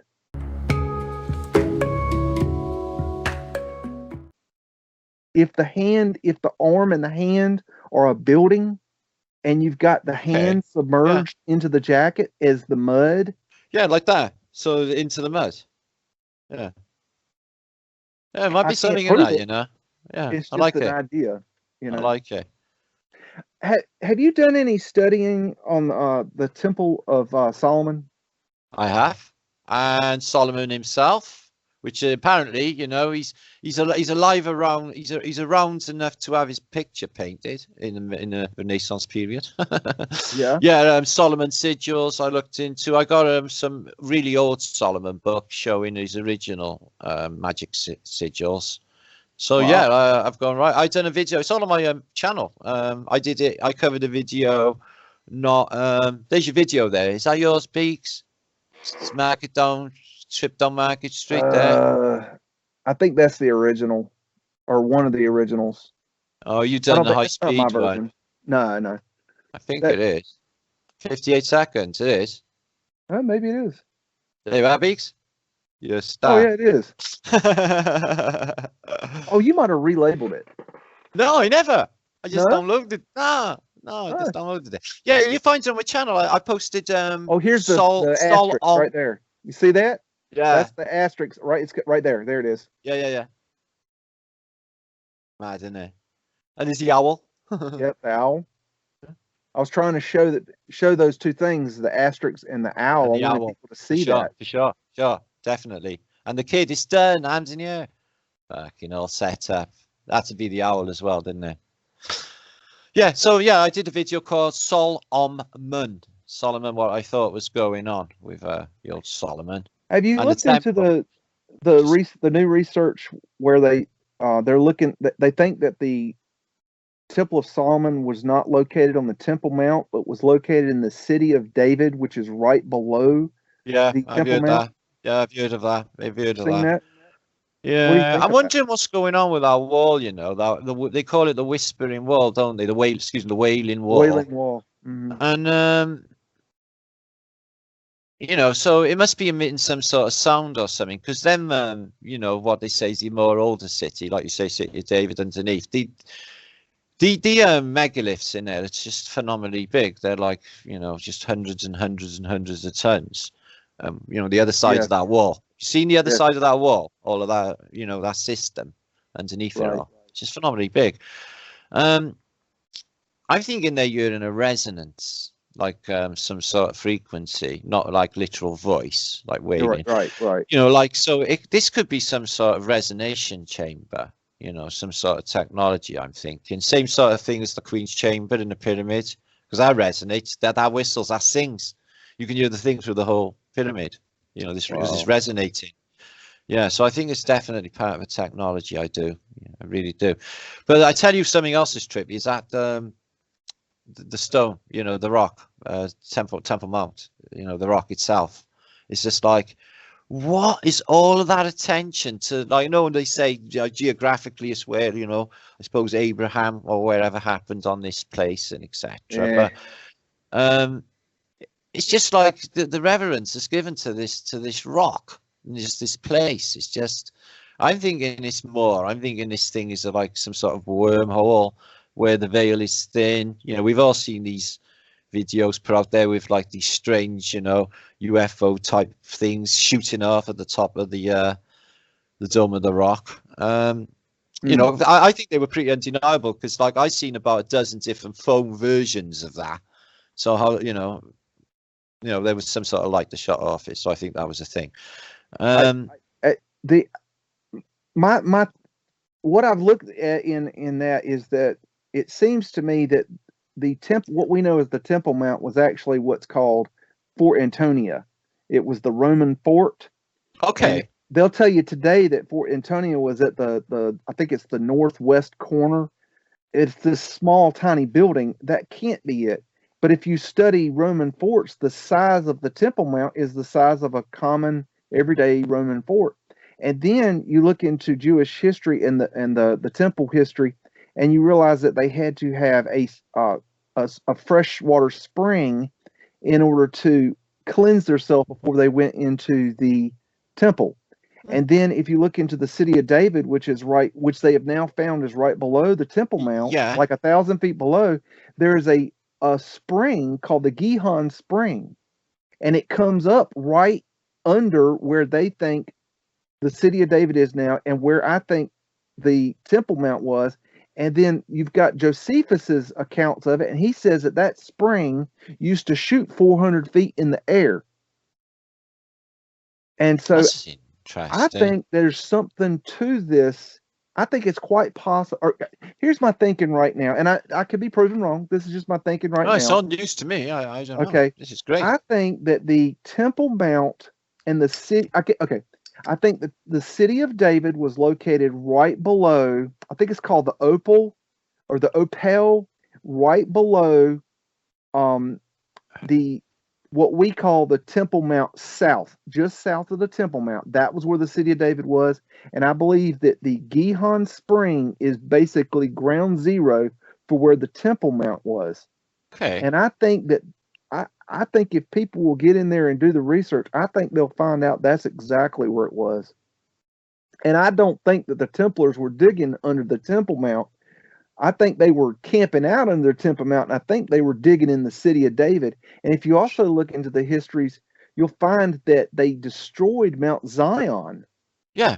And I think Mount Zion is the rubble that was there. Well, it's really interesting you should say that, because there's that huge mountain of pottery that's outside of the city wall, the west wall, isn't there? And that, I think, is the remnant. I wonder if they brought that up from the city of David when it's some sort of excavations. Because, I mean, this is the size of a mountain. People go through it for their livelihood. Archaeologists just potter through this stuff endlessly. Yes. Right? Another interesting fact that I learned, and I don't have the dates in my head, but I learned that when they destroyed the temple back in, 70 AD? Right, yes. And after the Romans left, that nobody was around the area. The Jews were not in the area. Okay, they were kicked out, and then the Romans were gone, and then I think it was, if I'm not mistaken, it was about I want to say 1,000 years later. It was a very long time before anybody returned that knew that was looking for the Temple Mount, and when they came back, the only thing that was there was Fort Antonia, what we know as the Temple Mount, and they go, well, this has to be it. And what my point is that it happened. The destruction of the temple and then the return of the Jews to the area, it happened in such a large chunk of time that nobody knew the exact position of the Temple Mount. Interesting. So that led me to go, wait a minute, that is really interesting. Did you know that the Jews have all the materials staged and ready to build the new temple already today, right now, so that tomorrow they could start building the new temple? Yeah, so they can fulfill biblical prophecy. Exactly. Now, here's another thing. You've got the Jews and the Muslims that have been fighting over this piece of property for all these years. Yeah. What if they found out that the Temple Mount was not where they say it is? Well, I've been seeing footage like maybe 2-3 years ago that the Palestinians on their side were doing some secret excavation and work underground at night. And there's all like these lorries coming in and taking stuff, and it goes underground, little generators, stuff like that. Did you see that footage? I don't know if I saw that footage, but there are Yeah. many tunnels under there. Yeah, Many but it was on the plateau at Table Mount, but I mean it was on the Jordanian side rather than the Israeli side. I think the And whole area is covered in tunnels. Definitely. I mean, 100%. yeah. I was just looking. Can you see the this image here? This is the Middle Ages, one of the earliest Jerusalems, and there's the Temple of Solomon here. I don't know if you can see that. It's more of a rotunda in this one. Is south in the picture, or is it's south, and then you got this this orb here, and it's Tempulus Simmadome. Dome. Oh wow! Even then, they had a dome. What the hell was that? What the hell was that? Wow. Point to what you think is the Temple Mount, the square. Yes, this year. Okay, and then south is actually south in the picture. Is that correct? Yeah, I would say so. Yes. Okay, what I'm thinking is that the Temple Mount was just south of that. If you look on pictures today or Google Earth today, you can see all this rubble sitting there. Okay, well there's the Table Mount itself. Just stuck out in nowhere with all rubble, looking mud flooded. Okay, that's the Dome of the Rock. Yeah, Dome of the Rock. Excuse me. It's a bit nondescript. So there's the bit of the wall there. Look how high that is, though. Look at this. So you reckon there was a outside ramp the wall that went down and connected it right there. They've learned that right in the front there. You just showed it. There was a ramp that came down and connected the city of David to that mount. That mount was the Roman fort, is what I'm telling you. That is where the Romans hang out. Wow. And then right below that on the south is where the temple was. Oh, here's a good map here. Let's have a look. So there's Solomon's Temple, which is like always below ground level. It's all elevated above it. There's a forge here. So there's Solomon's Temple, the wall, the great ditch that's in front of it. You can see in modern pictures what they call Fort Antonio, and it's the top. I think it's the top northwest corner. This and they say that there was thousands of troops and the supporting staff in that little box. And if you think about the size of it and you look at it and you get the dimensions of it, it just turns into horseshit. Yeah, it's just absolutely ridiculous. That's the Wailing Wall. Yeah, listening for the sound, healing sound. I think that's what I think. And there it is. There's an old. What direction are we looking at here? It's outside. I guess outside the city limits. I tell you, it's so hard to tell. It's so hard to tell. It could be really inside. Yeah, I'm not good with telling you unless I'm looking overhead. Yeah. You can sometimes tell by the shadow on the buildings where the sun is relative and work out the direction of where you're facing. I'm quite good with doing that. But in this case, no, there's no shadows to do that. So yeah, this is all of this. This is where that mountain of pottery and all that is, just outside the wall by here. There is if you're interested in that sort of thing, I suggest people look into that because I think there's something to that. It's such a touchy subject for people. I kind of hate to do a video on it. I don't want to. Well, no, not in a historical context. Look at the things that I say, but you're not insulting or anything, just leave certain people who they revere out of it, certain names, and show it true, show it respect, Is that it right there? Yeah, this is the old maps. Okay, you see in the top left corner, there's a little rectangular building. Mm-hmm. The top northwest corner. That's what they call Fort. No, down. Right at okay, you see the white area? That's the Temple Mount. Yes. Okay, in the top left corner, there's a blue rectangle. Okay, this. No, left. Go left. Let's stop. Down. To the right. To the Go right. towards. Okay, you see where the dome is? Yes. Put on the dome. Okay, go up. Okay. Stop. Okay, wait. Go down a little bit. Just a little bit. Right there. Right there. That. Yes. Oh, that's where I was looking on the old map. That's where I was looking at on the older map. Yeah, it's that corner. Yeah, the fort is that is the Roman Roman fort. It was on there on that other map. It was on there on that other map. I'll show you now. See, there it is. The official history says that is the Roman fort. Looks like a star force. Dimensions of it, it's not. Well, that's not there. Okay. If that was there, it ain't there now. No, fair enough. Okay, that's not what they call Fort Newtonia. The mystery's just all under there. It just drives me mental. Look at this thing though of the depiction of Solomon's Temple. It's just like, wow. Jeez. It's just unbelievable.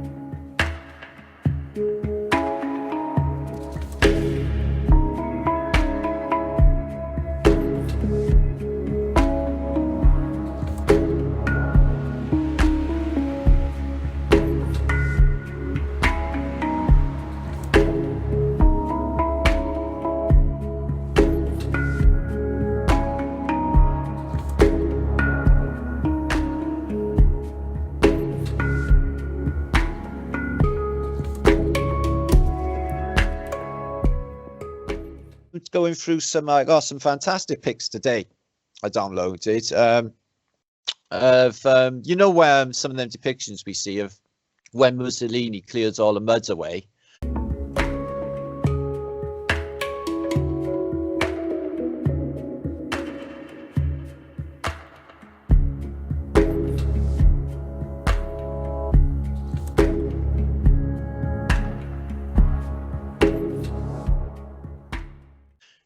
In the 1930s, so a small collection of some of them, and it's just like, what?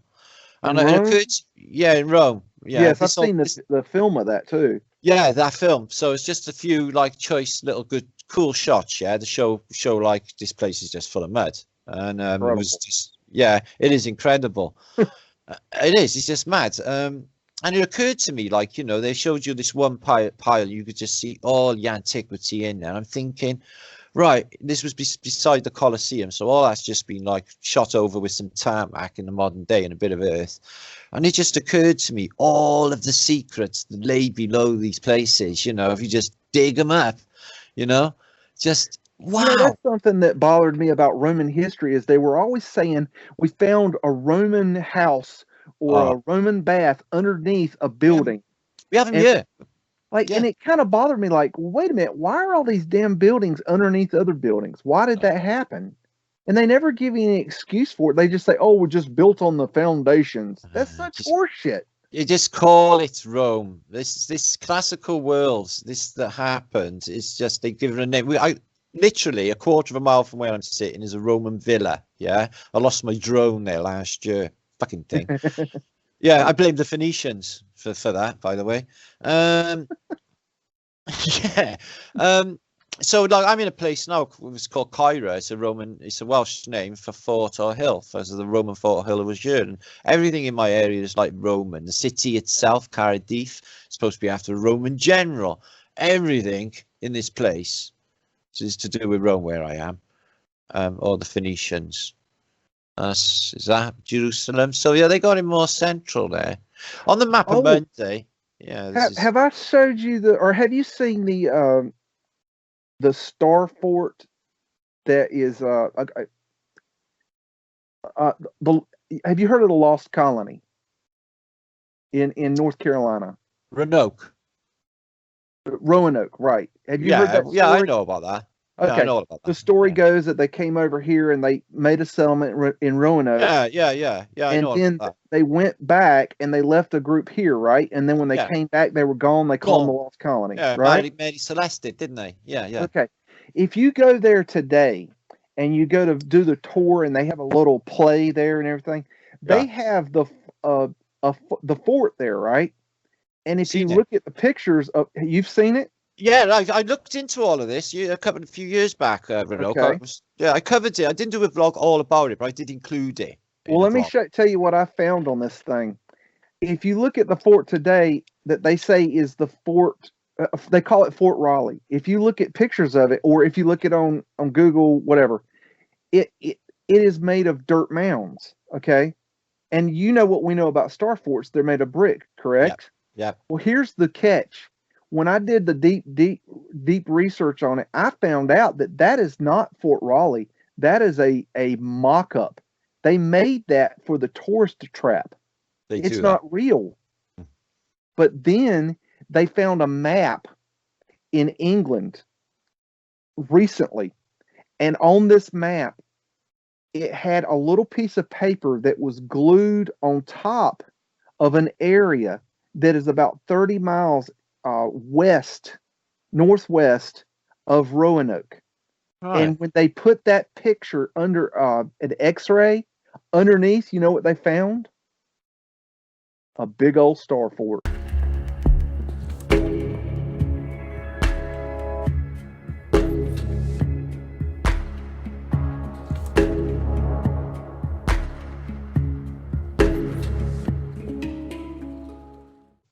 Yeah. And so crazy. You know what's there today? A golf course. And there's no documentation or historical evidence at all whatsoever that there was ever a star fort there. And this map was drawn by John Smith. You know who he is? Yeah, the map maker. This is just insane. I watched 2 days ago. You ever seen that film Shutter Island with parts of it? Yes. Yes. Yeah, and they got like they saying like, oh, like it's the maximum security bit is this like forgotten Civil War star fort. It's like forgotten. It's like 100 years before all of that went down. What is exactly going on? And they show you it overhead. It's just the most amazing star fort on this little island. How do they get the resources out of these places? That's what gets me. You know, to build them in the first place. You know, all these little islands with the massive mental institutions on them that go on forever. It's just like, what about all the brick, all the woods, all the glass? How do all this get out there? You know, they bring it all up by barge. You know, it's the mental asylums all around the world. Those are mad. They're incredible, absolutely incredible. Yeah, it's just the one in Cardiff here where I am, Whitchurch Hospital's closed down, and it's just left like to ruin, and it is unimaginably big. It covers, I don't even know how many acres. You see it from, it's like a star above as well. It looks like a star shape. Not exactly a star fort, but definitely geometry going on in it. What should we look at? What should we look at? Got so much to choose from. That's just incredible.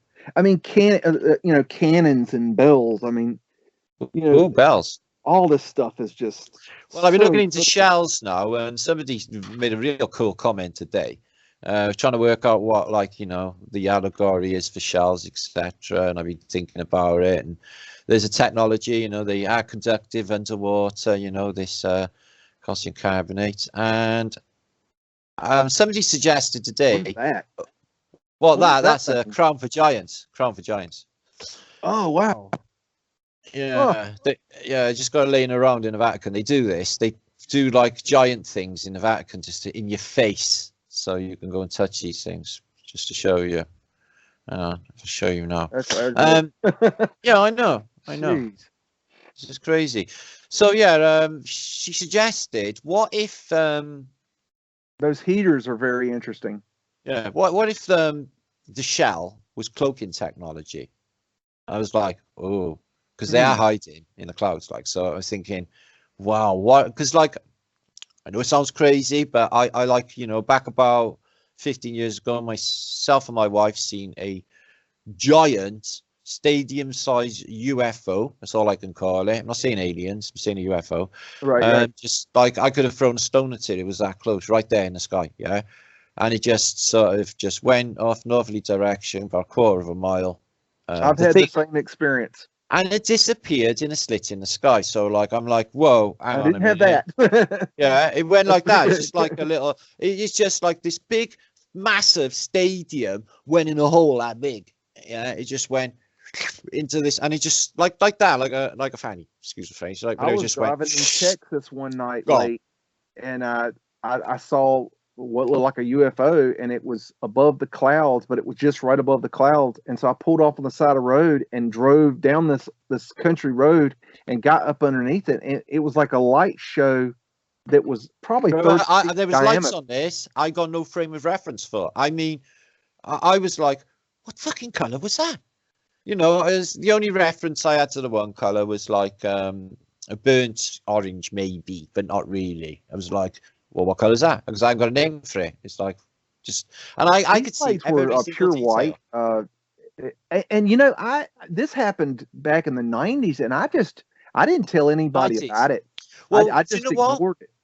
We didn't. Okay. This is the weirdest thing. I actually read though, if you have like, you know, a major experience, yeah, that you won't even tell anyone about it, and you won't even recognize it the day after. It'll be put at the back of your mind, and I can honestly say that's what happened. Yep. So instantly, like, even though it was profound and we both seen it, we never discussed it.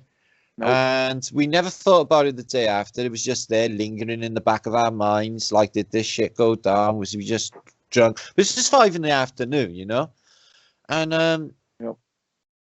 and then we were walking to the shops one day, and she just stopped dead in her tracks. Yeah, she turned my stomach. I was like, what's the matter? And I knew exactly what she was going to say. I said, you seen it, didn't you? She said, yeah, I seen it. And we were both just flattened. I get a buzz now thinking about it. And we were both, the way she just stopped, and I just knew she had just come back to her. I thought, yeah, you seen it, you see. So we're like, you know, we didn't talk about it too much. It's just like, well, Matt, there's more going on then. It was like, yeah, love. So, you know, we felt like that we was privy to, you know, what can you say? But we felt like after that, you know, I knew that I was privy to something. And I thought, oh, I'm definitely seeing, like, I'm not I've sure. also seen this. full body aberrations. I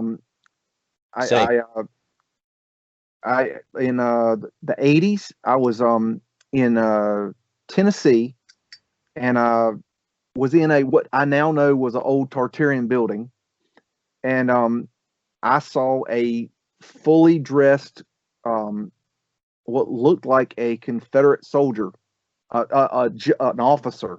Wow.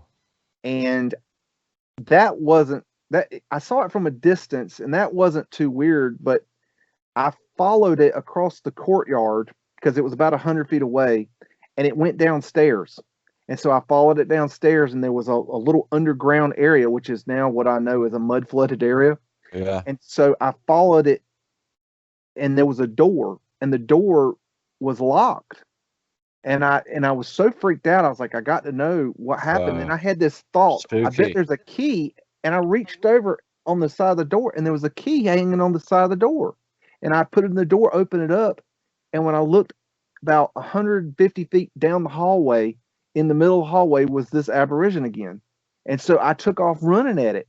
And when I got down there, it took off into a wall, and there was nothing there. Well, that's mad. Oh, American Civil War ghosts. I looked into them, Gettysburg and everything back in the day. Which is weird because I don't believe in the Civil War anymore. You know, there was people that did go, and regardless of whether or not these Napoleonic battles happened, there was still like something happened, and there was still like millions of people involved in it.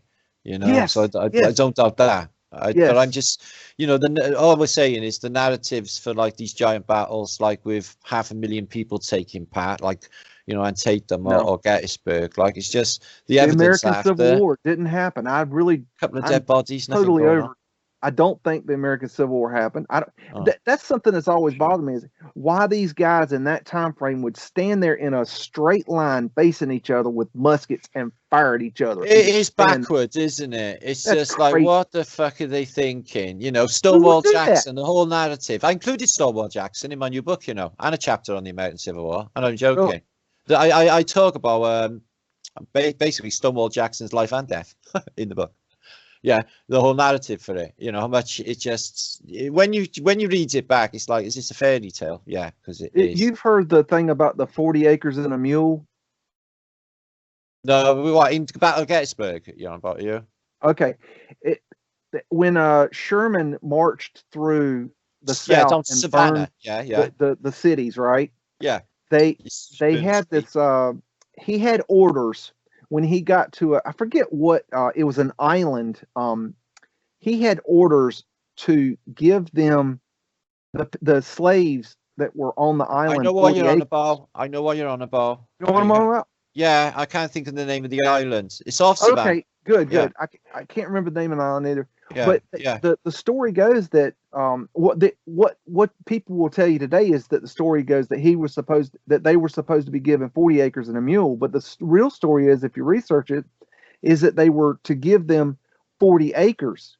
And when they got there and they started issuing the people of this particular island 40 acres, they had some mules with them in tow, and they decided to give them the mules.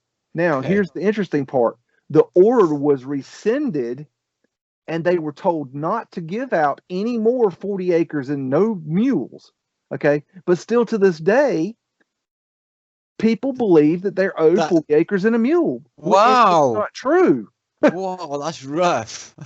That's crazy, huh?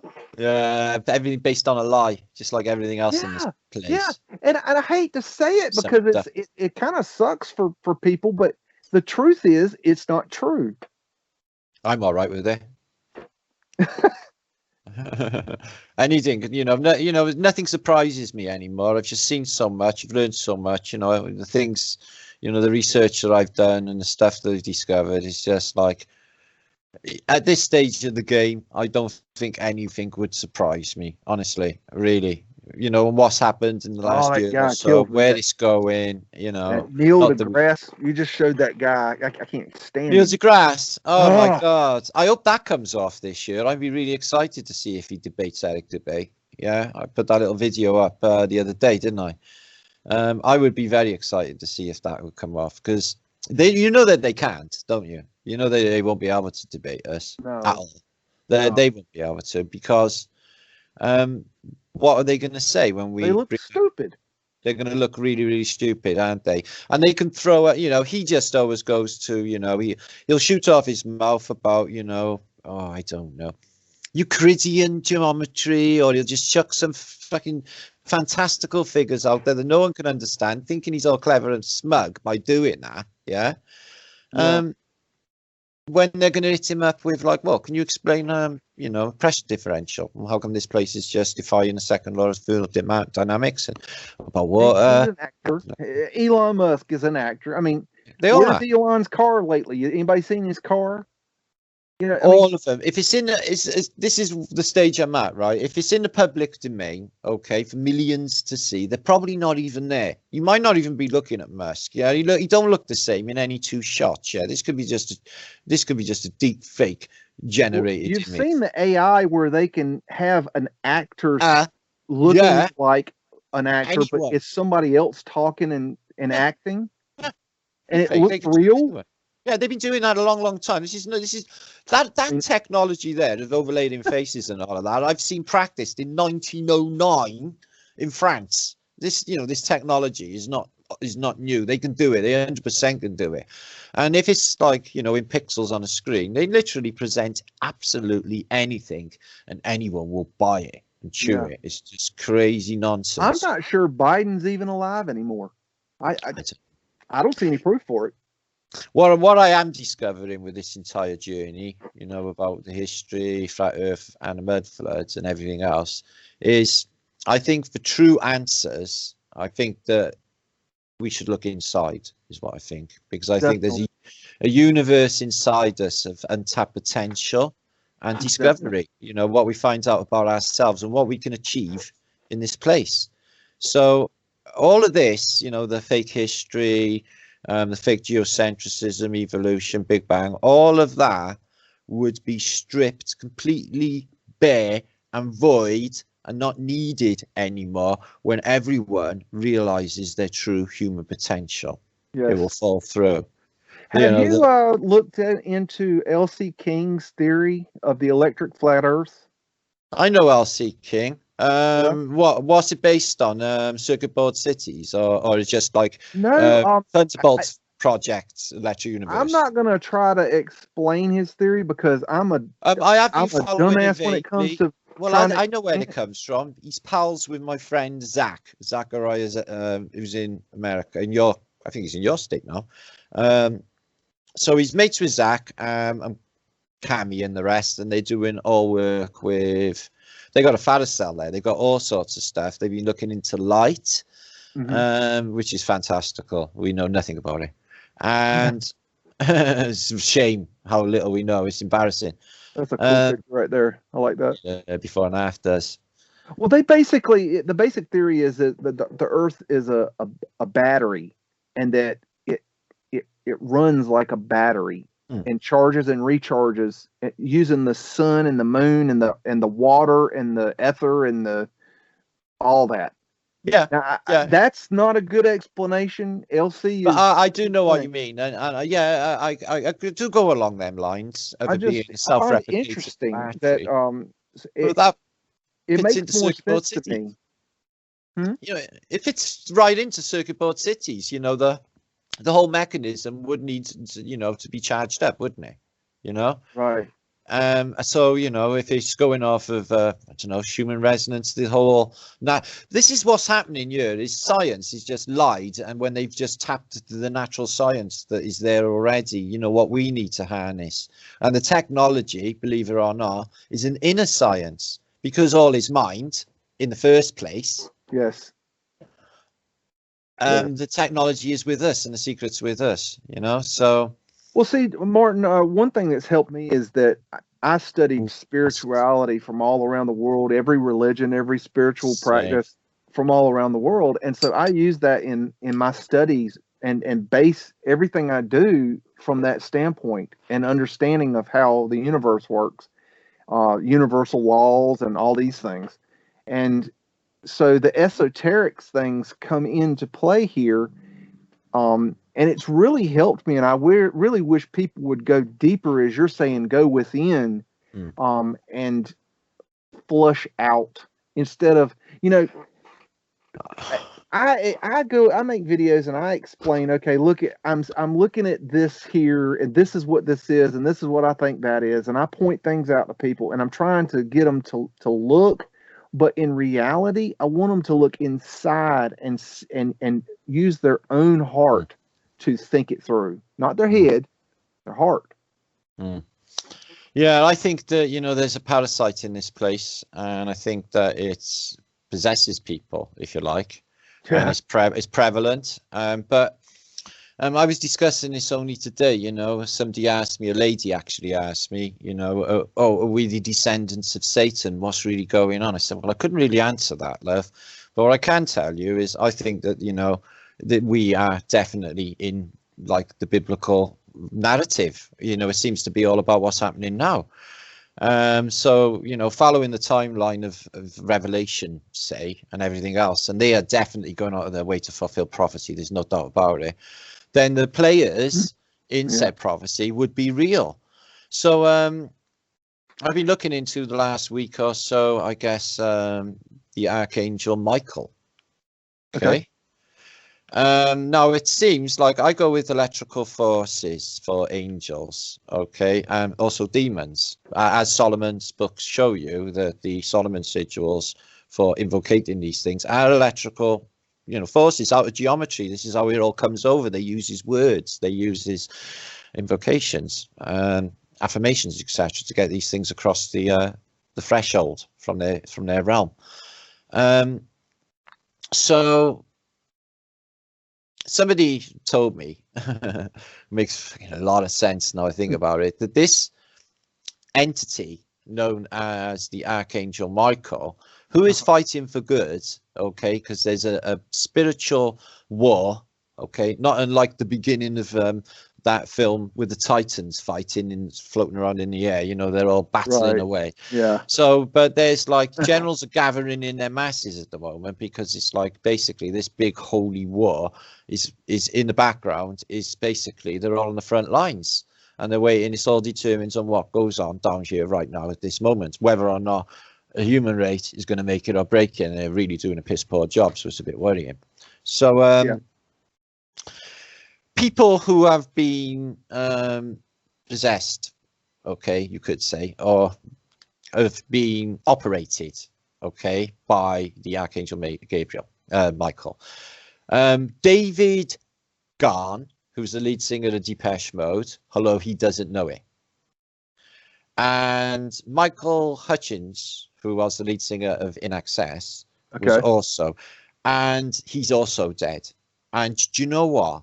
If you play the video with David Garn performing on stage, and if you play the video of In Excess, say at Wembley, 1990s on stage, it is spookily, uncannily the same. They both exhibit Elvis Presley. Yeah, they got the Elvis going on. Yeah. So I'm thinking Elvis as well. Okay. I really am at this stage. But it's spooky because they don't look the same. They're not the same person, but they look the same. Their eyes are the same. And it's the same. You know, I can honestly say, watching the two separate videos, I would say, fuck me, that's the same person. Wow. Honestly. My first concert was In Excess. Oh, you lucky man.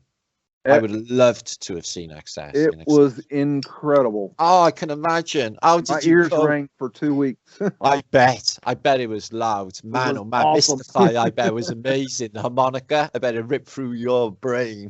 Brian. Hey.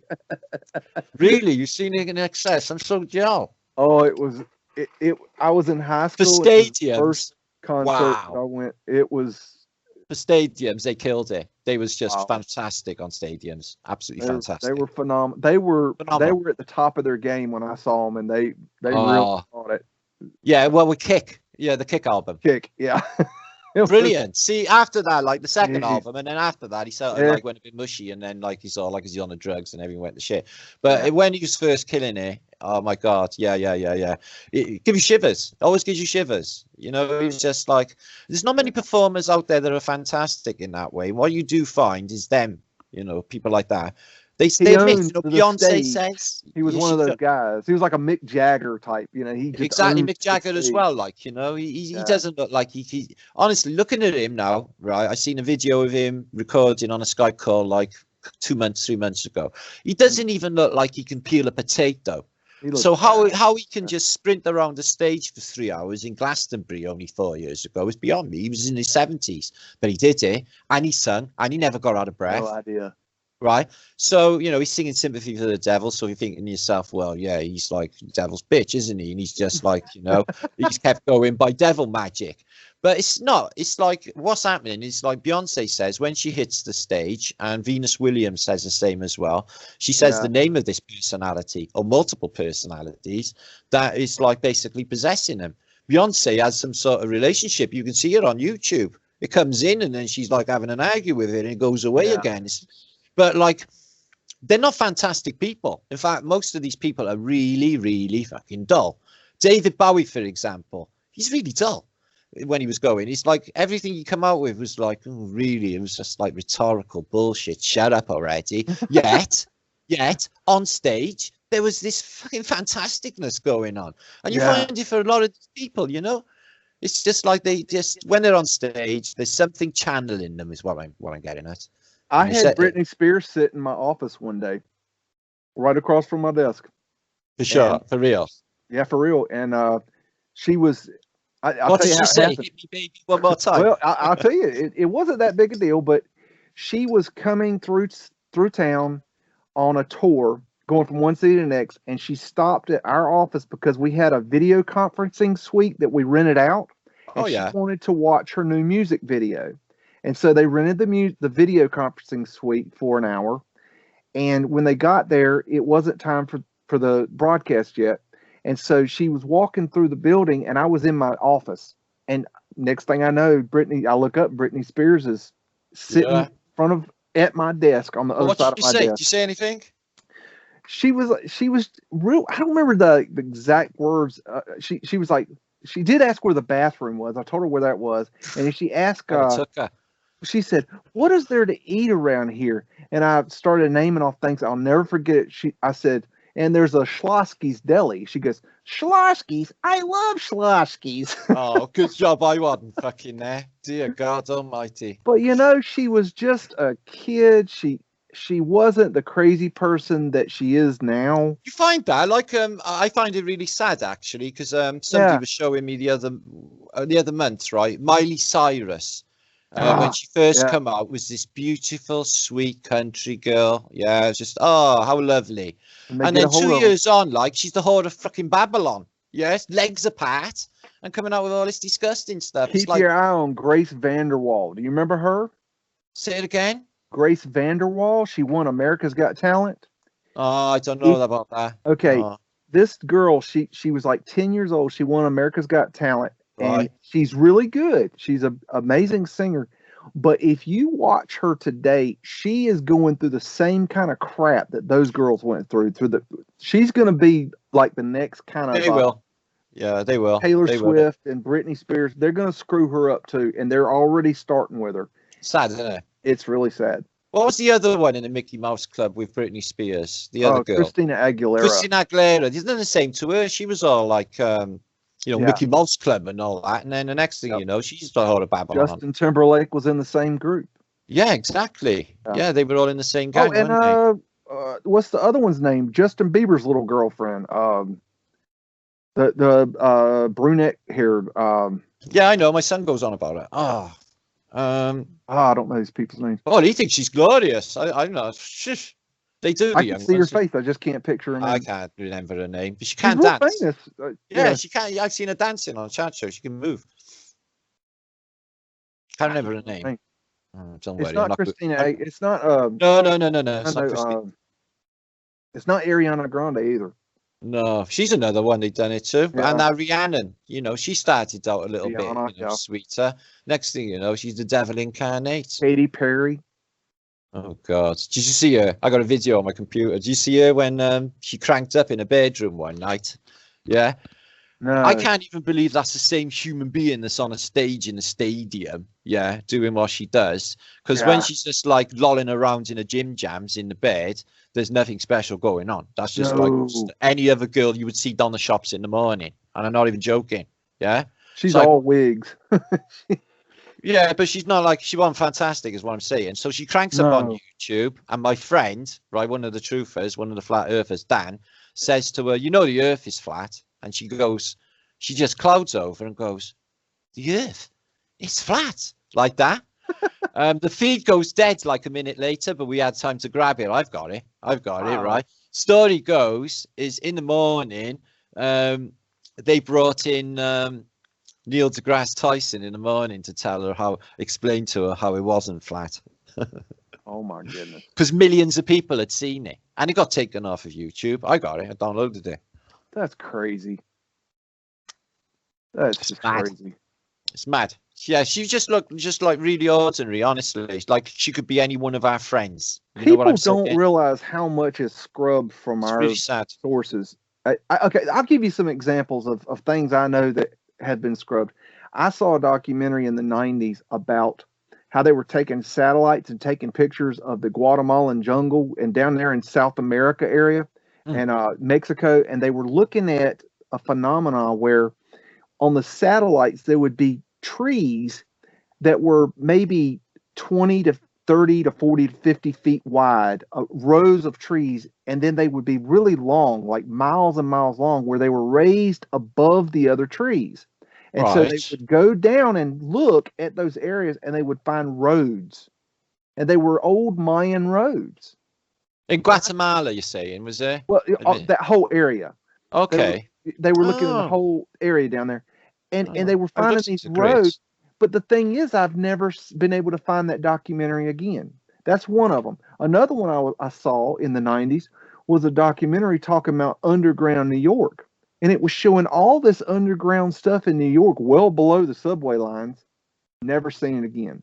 Another one is they were going to build a highway across the Bering Strait area. Yes. Have you seen that? Yeah, on the bridge. Yeah, I remember all of that. You're supposed to go on. You're supposed to be a part of the Agenda 21. It's supposed to be a super highway that ripped up through California. That's why they're clearing California with new weapons. Yeah. And then all the way up through Oregon, and then going through the Bearings across this super bridge. And they were on about super highway, super railway, everything as part of the agenda. So who even knows? Then it just disappeared. Maybe it was can't- there. I don't know. It's incredible that they haven't done it when they can do it. You know, some of these bridges they got in like China and stuff. It's just Ha- they can Have do you it. heard the Harriet Tubman Underground Railroad theory? No, I don't know what that is. Okay, there is a quote by Harriet Tubman where this isn't verbatim, but she was talking in a quote where she was saying that when she worked on the Underground Railroad, that she never ran her train off the track, and she never lost a customer.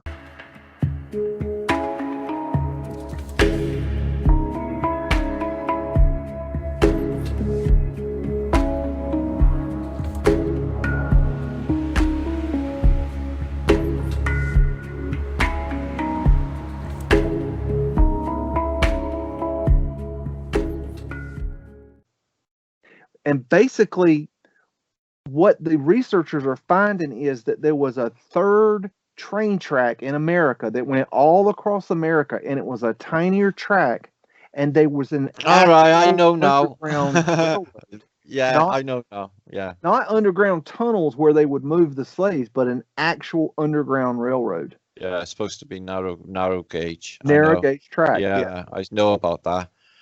Yeah, I didn't know a name, but yeah. That was time ago. I was looking into that. But trains are a definite part. You know, this infrastructure was there. It's fantastic across America. Absolutely. And the canals. All the Look at canals were here. There's an old train track there about that deep under the mud. Look from That's great. where That's- it was. Damn. Yeah, I got quite a few of them. I think that what they did was they found the train tracks in certain places, and then they put a steam shovel on the train track and just ran down the track and dug the mud out. That would make so much sense.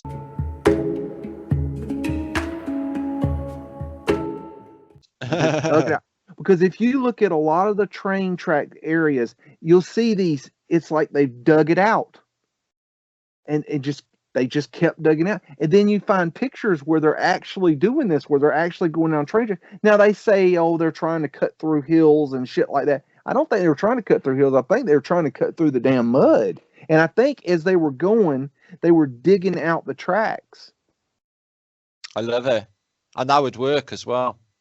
Yeah. One of these things that bugs me about like some of these inclines, dugouts for the railway system in Britain is when you go through them into these tunnels, especially going up to like London, you think to yourself, there must be like 1 billion tons of earth removed from this section that we're going down into now. Just like they've removed all of this earth.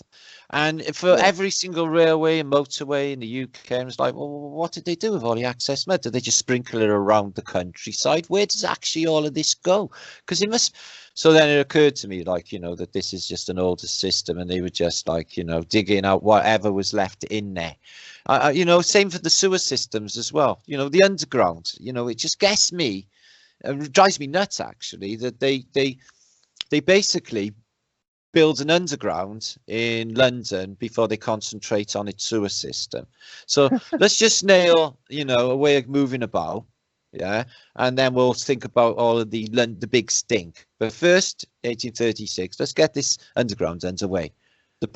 These buildings, these fantastical stations, and they're like just this, in France or Germany or wherever you in Britain, they're just beautiful. They're palaces. And they're massive. Look at Penn Street Station. It just drives you nuts, the scale. Crazy. So, yeah, they got to be there before. This is part of the old world. It surely is. You can see it anyway. And it's revamped. I got pictures anyway of them digging out an old London railway station underground. And they're saying it's all brand new. Yeah, the masonry is all stinking dirty. Looks 100 years old. You know, it's just like, you're just digging this shit out. You ever seen this place, Cannes, France? No. It's in the Pyrenees, right? Cannes, France.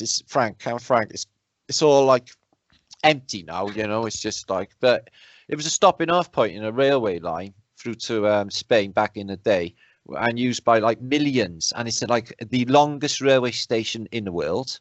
It's just fantastic. If you look into Cannes, France, it's just the most mad building, and the story behind it is just It is crazy because the story behind it is they put it in this most remotest place. That was its downfall, which is why which poses the question: well, why'd you build it there anyway if it only had like X amount of years to be able to use? But I proposed when I talked about this that this is part of like some sort of ethnic cleansing. I think there was people going through here. It's so out of the way you can't hear them scream, and it's on the trains. Yeah, they could just do something there and then with them, and they never get through to Spain or wherever they were going. So I think that was what was going on there. And they keep it empty. You get I have a little theory that maybe the Chinese workers were part of the crews that actually helped cover up the mud flood, because if you look in every city in America, there's a Chinatown. And then if you go through America, you get all the way to Seattle, there's a Chinatown. Yeah. And I'm wondering if maybe that's kind of the housing that they put them in as they were covering up the mud flood. And that's why we have so many Chinese. They didn't build the damn railroad. They fixed the buildings. Right. Well, I think you're onto something, definitely. I don't know. No. I think you're onto something because they attribute the Chinese to building digging out the coast-to-coast American railway line. Yeah, but if the railway was already here, what were they doing? They are very industrious. I had this thing, right. Well, they also don't speak English. Yeah, but I thought they were tunneling underneath us. I kept going on about it for years as well. I was like, do you know what? The Chinese are actually tunneling underneath us. They're listening. I was like that. And it was this film I seen back in the day when that actually happened. Like the Chinese spent. Yeah, see this thing here. This is a Turkish version, right? But they had one in America as well. Steam powered. Works on steam. And it would impale stuff for cleaning out the way. But in the American one was for buffalo. They would impale buffalo. But you can only use your imagination. It's a shiplet. It's got a little wheel house. It's a little ship. It's got plow there and that for whatever taking out. Use your imagination. I don't even know what that would kill. I think all the steam systems were in place. I mean, and that compressed air, now I'm thinking about it more and more. It had to be like that Paul Cook been saying, and these trains, they're saying that they had cataclysmic events with these steam boilers exploding and stuff. But, I reckon they could have tweaked this down and got it something else partially compressed. Definitely. Why wouldn't they? They knew about thermodynamics. This is how the whole thing works in the first place, the boiler system. So they knew about pressure gradients, and I reckon they could have done it. Do you ever watch that show on YouTube, Absolute History? Have you seen that? No. It's done out of England. You might like it. I get a lot of interesting little tidbits from that, and two that you should check out. One is where they talk about chimneys. That's real interesting. And another is where they talk about stairs. And talking about the stairs, you find that back in the 19th century, these stairs were built incorrectly, and people were having falls and they were having accidents and people were getting killed. So they had to go in scientifically recreate and figure out how to actually make the stairs for the proper size human being. And they went in and they took the stairs and they redid them and had to change the angle and the spacing of the footings and all this shit. But if you think about it, I don't think that's the truth at all. I think what happens is they came in and the stairs were for the giants. And when we took them over, we couldn't walk up the damn things. Yeah. So they had to tear them out and redo them. Yeah. And put these new stairwells in not the original. No, I definitely think you're onto something, and that would explain the banisters. I definitely think, and then the whole stairwell as well. So, you've got to have like a 3-4 tiered massive affair put in its place. It's just like, why all of this space just for the staircase in these massive Tartarian buildings, especially stately homes and stuff? So yeah, that would explain, like, because they had a giant staircase when we first found it. We had to rip that out. We couldn't even get up to the first with bit. The 12-foot doors on the front of storefronts. I mean, oh yeah, it's total horseshit. Why would you, if you in a day where you supposedly don't have air conditioning and heating, why would you want the biggest door possible to open and close, and where all the heating and all the cooling goes out every time you open the door and close the door? It doesn't make any sense. You wouldn't construct it that way. Another thing is that if you look at the depth of, say, a standard city building is 75 to 80 feet deep, okay, and then you got 12 to 20 foot ceilings. Okay. But if you're talking about light getting from the front to the back and there's no electricity, okay, you got to get light from the front to the back, which is why they came up with the transoms and the prism glass in order to bring in the sunlight and shoot it into the building. Love Goes it. along with the pavement light.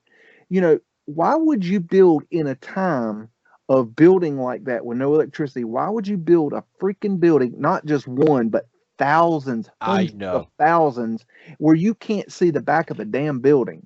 It makes no sense. No sense at all. None. There's another Giants crown. Yep. I had that in I got that one in my Giants video. I found every one I could find. Of course, I've collected down enough I could do part 2 of my Giants video. I've got enough info now.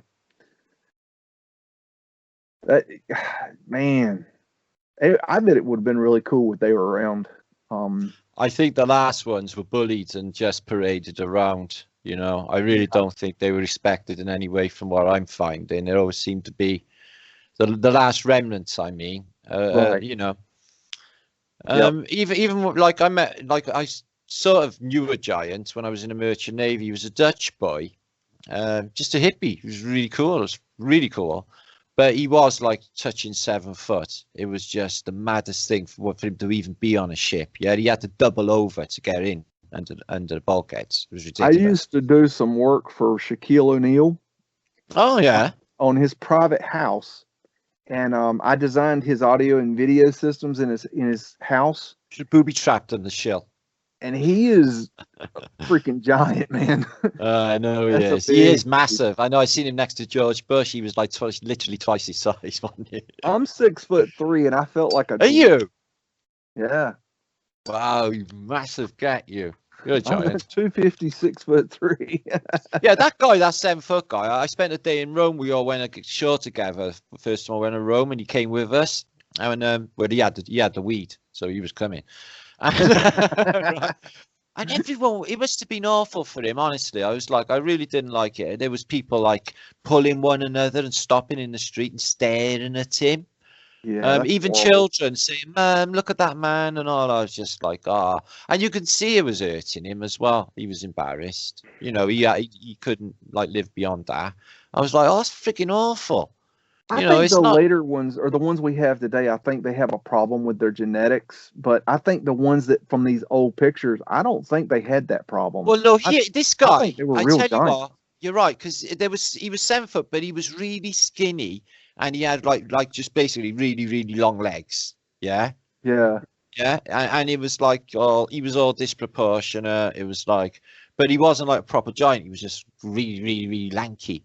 See, But I these, think that's like, a just- combination of like a genetic defect from the mating of a person our size and a person their Maybe. size. But these seem think- well formed, don't they? The giants in these, you know, they're They like, don't look like the ones we know today. They No, look like that's- normal, just big ass people. yeah, just To people. me, Big guy. He's Like more this like guy, that. now this guy lanky one. no, Yeah, this lanky one's like that Dutch boy I knew. and Yeah. I know from my research he suffered from giantism, which is I think that Yeah, he I seen that in a documentary about Yeah. him. Yeah, yeah, had a giant. lot of trouble. Yeah, His name Arthur, I think, might have been. Something like I that. can't remember.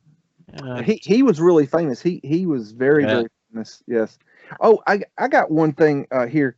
Have What's he you doing looked alive? into the history of the letter J? Yes and no. Go Okay. on. What have you learned? Well, I came across it where I saw a video somewhere, and the guy was explaining the history of the letter J and how that the name Jesus couldn't have been Jesus. Oh no, I've done that. Yeah, yeah. Okay. Because it didn't And I exist. just found it very interesting, and you do the research and it becomes clear. Oh, as I thought you meant the like etymology of the meaning of the word or what have you. Yeah, yeah, I know. It no, was. just the simplicity that the letter J is a recent invention. Yeah, yeah, yeah. Also, And the V so- with the Phoenicians, you know, the double V and for like and double V side to Uh-huh. side, the W. Yeah. Yeah, it looks like W, but it's a double V. All of these things, even the M upside down, which is the upside down W, and they all introduced with their phonetics.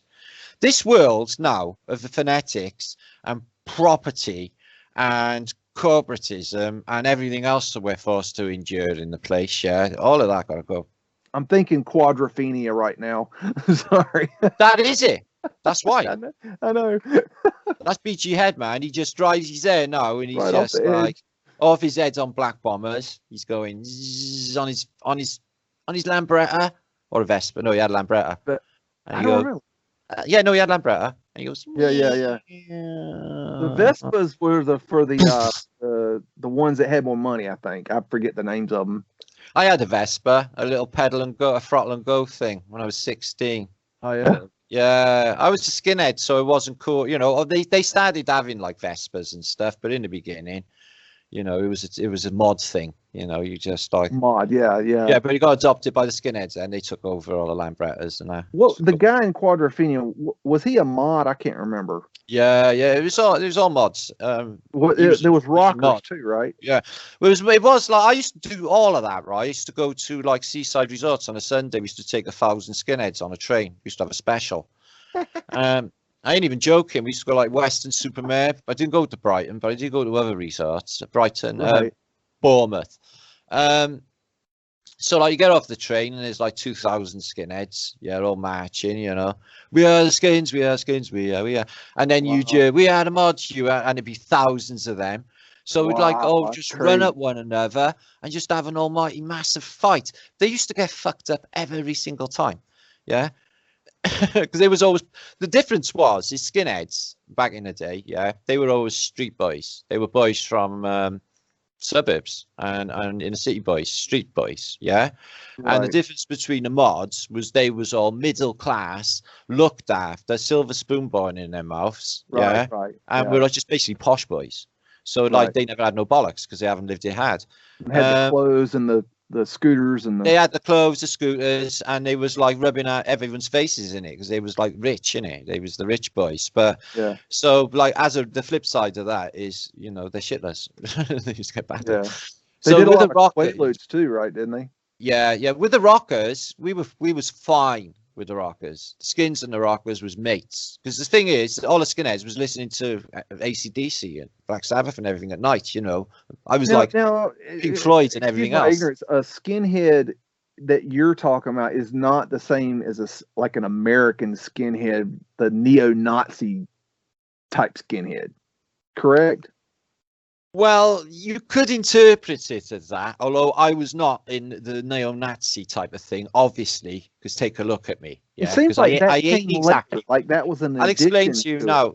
I'll explain to you now, right? Well, okay. When we were first into it, right, it was two-tone. It was Madness, the specials, the beat. Because it was all based on like old Jamaican reggae, because that sort of sound really resonated with us, yeah. So that was it. For me, it was all Trojan Explosion. It was all about, you know, ska. I used to love ska. So that was the thing with the skinhead thing for most of my friends. Yeah. Then the government come in with a few of their groups, you know, like Screwdriver and other people like that, which were extreme neo-Nazis.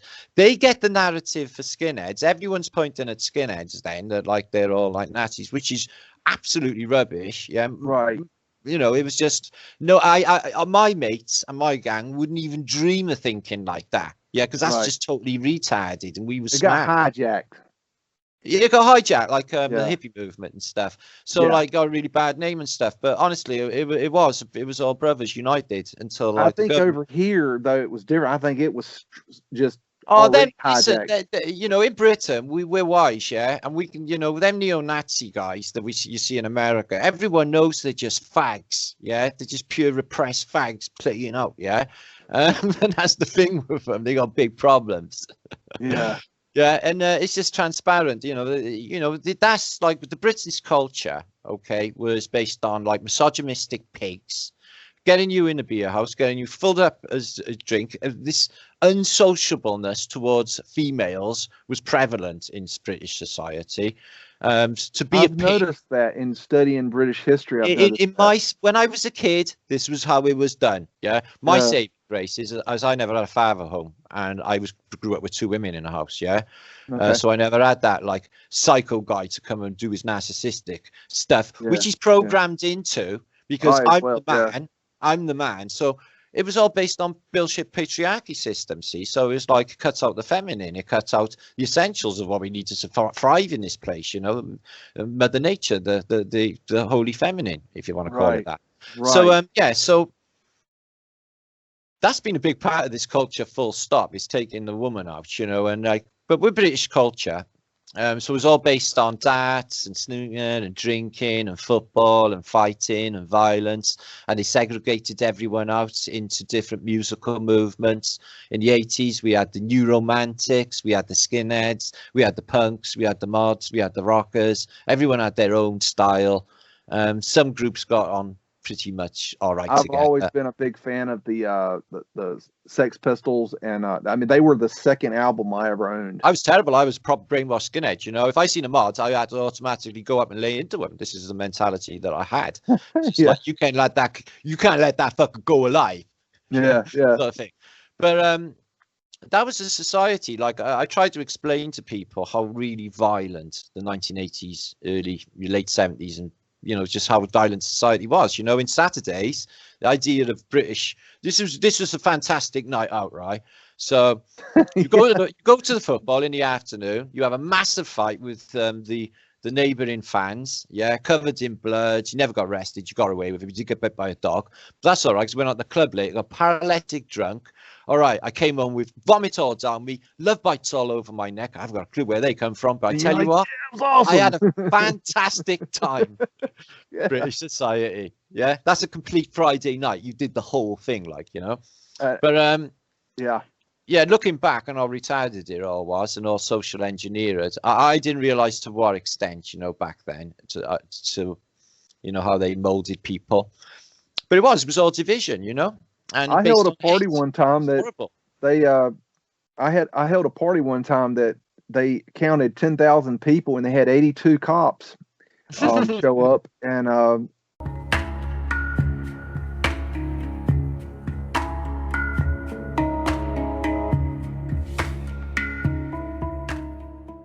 it, you know, at that time I thought that was cool. You know, I thought, you know, drinking. Oh, we didn't get on with anyone. I went to a band dance. All once. that mess.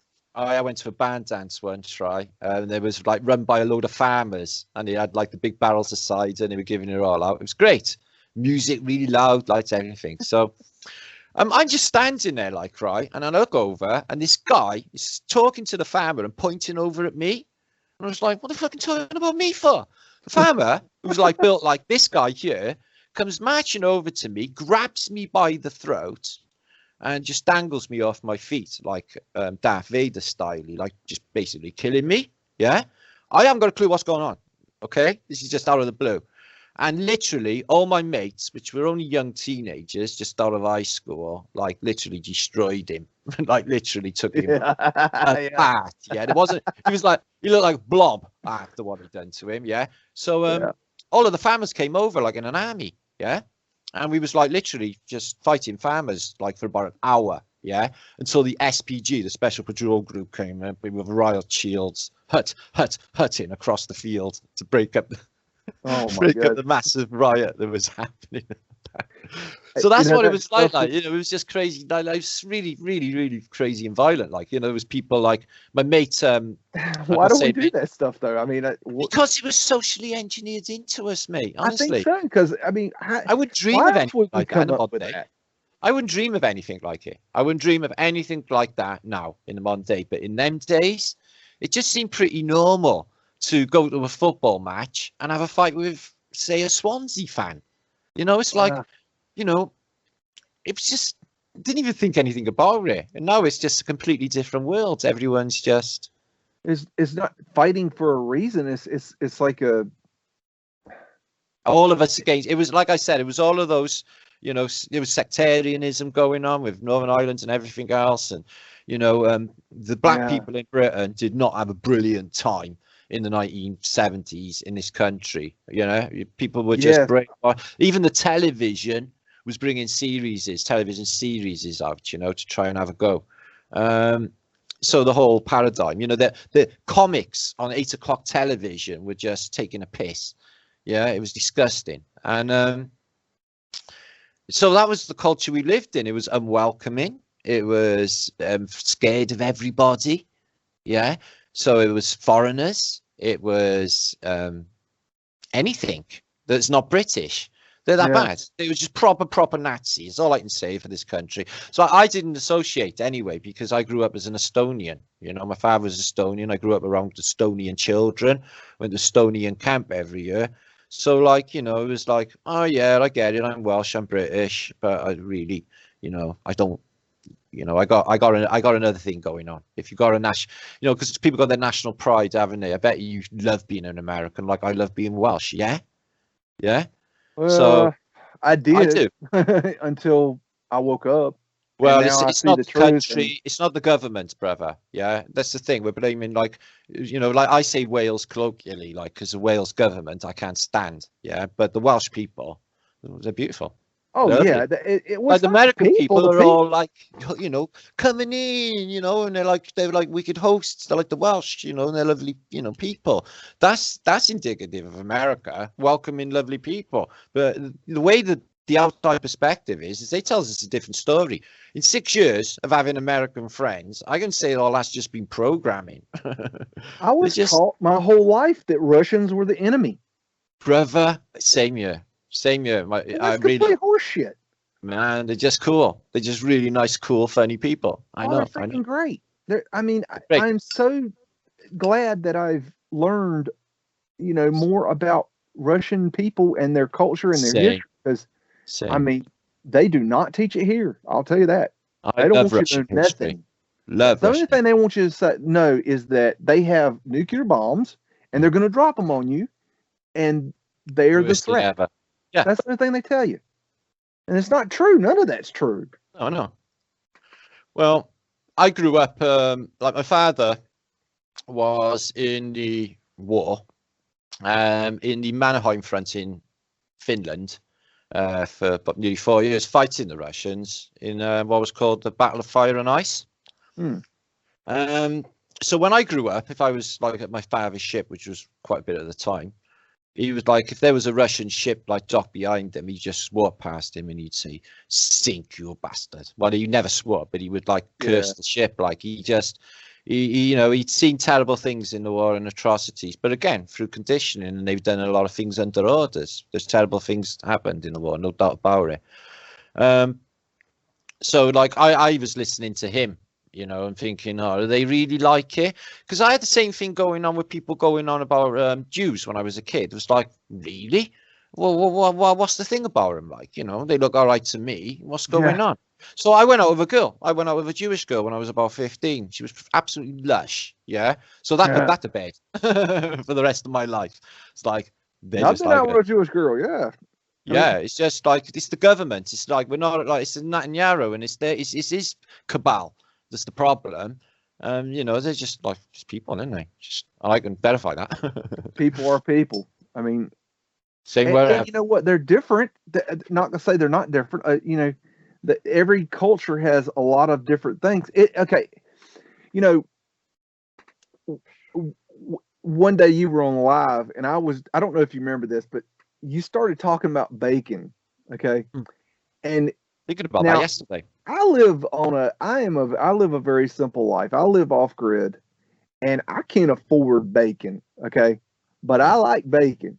But you say you don't like bacon. Not anymore. And you were making me crack up about that bacon. And the more I pushed you on it, the more you got aggravated about it. And I was there just dying laughing. I remember. Because it's just funny to watch the different culture, you know. See, here in America, they put bacon on everything. Look, my friend told me the other night he was a guest in Germany, and he was a vegetarian. Yeah. And he's like, they came out and they got, like, he said they had about nine different meats.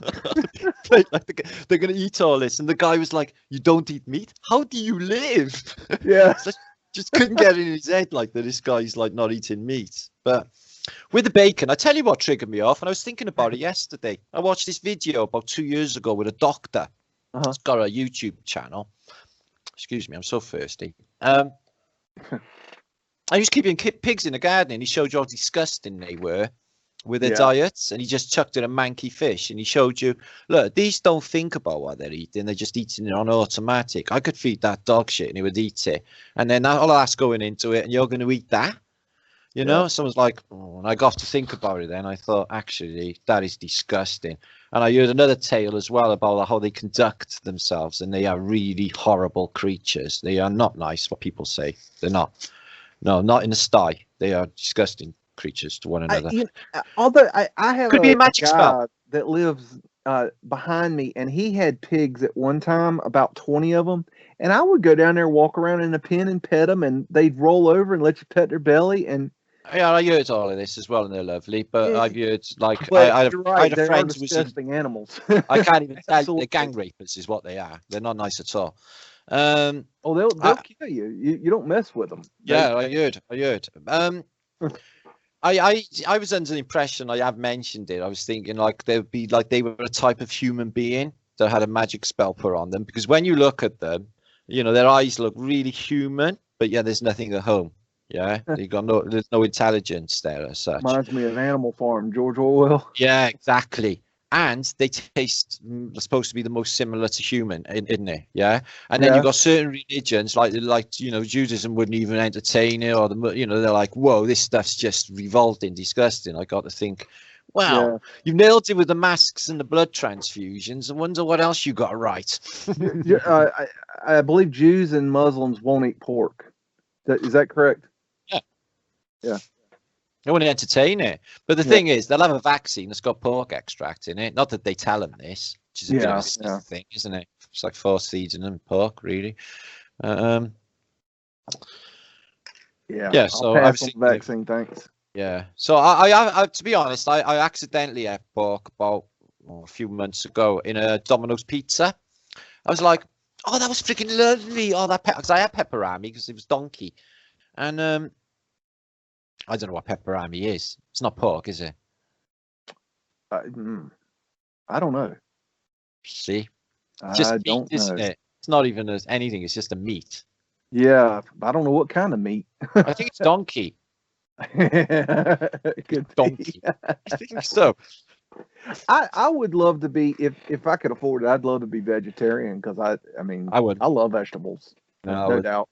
Every vegetarian I know is not, like, the thing is about like vegetarians, they do it because they want to be healthy and look healthy, but none of them fucking look healthy, not as far as I can see. I think they're not doing it right. Well, if they can get all the nutrition in, it's got obvious, isn't it? You've got to have a balanced nutrition. I don't know if raw vegans can, you know, give themselves complete nutrition with, you know, they're probably, I suspect, taking supplements. Yeah, they've got magnesium, and they would have to be, otherwise they would be vitamin deficient. You know, to my mind, like, you know, we had to hunt in this place, and we, you know, people kept chickens for a purpose, you know, and I don't like it that these are souls and then we eat them and everything else. You know, I got bunny rabbit just by here. You know, I love animals. But, and I don't like the thought of them being murdered either for us to eat. You know, it's easy to separate when you go in a supermarket and see all these chopped up animals. Yeah. In a package. Yeah, it's already prepared. But like, I can't even do that now. You see, John, I can't even do that. I can't even look. I can't even, if I go in a supermarket, I can't even look at any of that. I'm like, literally, that's what my mind is thinking. I remember when I was little going to the fish market, and the you know, all the fish were lying there. You bought a fish with the head on it, the whole thing. That's how you bought your fish. That was the way it was. Yeah, same. When I was a kid, my mother used to fillet them. I eat fish, okay, because I'm like a really fish sort of person. I love all fish foods because I grew up at sea, and I'm very salty as well, so I like a lot of salt. Yeah. But you know, I'm not going to say like, oh, it's okay, they haven't got pain and there's trillions of them. There are trillions of them. I'm just saying. It's just, I think because all is mind, and I'm thinking that it's generating my machine, and I need it because, you know, in my Brian, I'm like holy character. I'm going to need to, you know, get my machine all right. My machine tells me what I need when I need it. Like, I don't eat chicken all of the time, like hardly ever. But back about 2 months ago, my body told me I required some chicken. So I literally sought after a you know, a free-ranged farm chicken, you know, which was beautiful, by the way. Yeah. And cooked it all properly, because something, you know, and whatever it was, I did feel fine afterwards. I think it was, you know, people start losing hair if they don't have this chicken. Because my friends of mine, Steve, he went vegetarian, and he started to lose hair, and his skin went terrible, all blotchy. And he's like, "Oh, I can't keep this up." He said, "I can't keep this up. Get the bacon butties on, and I'm having chicken sandwiches and all of this." Got straight back into it. Literally, like a week later, he's got oily skin again, and he's looking. It's like, well, that quick. He's like, yeah, it's like the chicken done it. So we know what happened there then. Nutrition again. Just, Your body will tell you. You know, I wouldn't. You know, there's loads of ideas going around that, you know, because the elites say let them eat grass, and the vegans are literally doing that. And, you know, they're keeping all the good stuff for themselves. No, I wouldn't go with that. You know, I don't like necessarily eating meat, but the fact still remains that this paradigm requires this machine to keep going. And if it says that it needs a fish, then it's going to eat one, and I ain't going to feel bad about it at all. Yeah. Everything in moderation. No, I do thank it though. You know, I sort of like I had I was with my friend the other day, and I was like, oh, if I gotta eat it, you know, and I'm like, well, thanks for dying. and trying to put some feeling into it, and not just say it just cause. You know what I mean? It's like, you know, say it like you mean it, Matt. It's like, I'm sorry, but in my mind, not out loud. Yeah, but like, I was just playing with you about that bacon, because the more I played with you, the more you got upset. It was just cracking me up. I was just having a little fun with you. I grew up with the smell of bacon. You know, my mother used to do bacon, and I grew up on the ships. The smell of bacon was the first thing you smelled every day, and I loved it with coffee, the smell of bacon. See, it's happened again. I just mentally had it. But no, I've changed that much. I would never have thought that I would have been like this. You know, I was terrible. You know, for, you know, cook breakfasts and meat pies and these other things they give us in Britain. You know, I've never had a meat pie. I've had a shepherd's pie, but not meat pie. Oh, I love shepherd's pie. Oh, I love a shepherd's pie. Oh, they're great. I haven't had well, maybe I've had one proper one, but you ever had Yorkshire pudding? You know. Yorkshire pudding. I've heard of it, but I haven't had it. Well, we have roast beef, right? Yorkshire pudding, and horseradish sauce, new potatoes, all of the stuff. And I tell you what, fabulous. I had a couple friends from England one time, and we were out drinking, and we got in a little heated argument, not a mean argument, just an argument over whose breakfast was better, American or English. And we were going back and forth. Some of that stuff y'all eat over there for breakfast, I don't know. Oh, I don't know. You have pancakes. I don't know what it is. Oh man. You have pancakes, and you have what are them potato things you have called? Hash browns? Hash browns. We have them now. But I mean, back in the day, it was like, what the fuck? I thought, is there ganja in this? What are they on about? Hash browns? Yeah. Do y'all have grits? No, I do know what they are. They something to do with squirrels' bollocks, aren't they? Fried squirrels' bollocks, are they? No. No, really. Otters. No. No? They're not otters' bollocks. No. Gazelle's nipples. Oh, grits, man. It's a southern thing, man. You got to have your grits. Oh, don't tell me they're possums. No. Oh, they better not be possums. Possums are cute, man. Yeah, and they better not be prairie dogs either. Yeah. No, they're corn. They're dried, crushed, ground corn with squirrel. No, with butter and bacon if you want. Sometimes with shrimp. So what do they eat in America with squirrel? Like squirrel? I've never eaten squirrel, but some the old timers did. You sure that's not squirrel in there? No, ain't no squirrel in that. I'm going on that film. Have you ever seen that film, Seven Comfort? Brilliant film set in Louisiana when they show you all Caucasian people and their culture.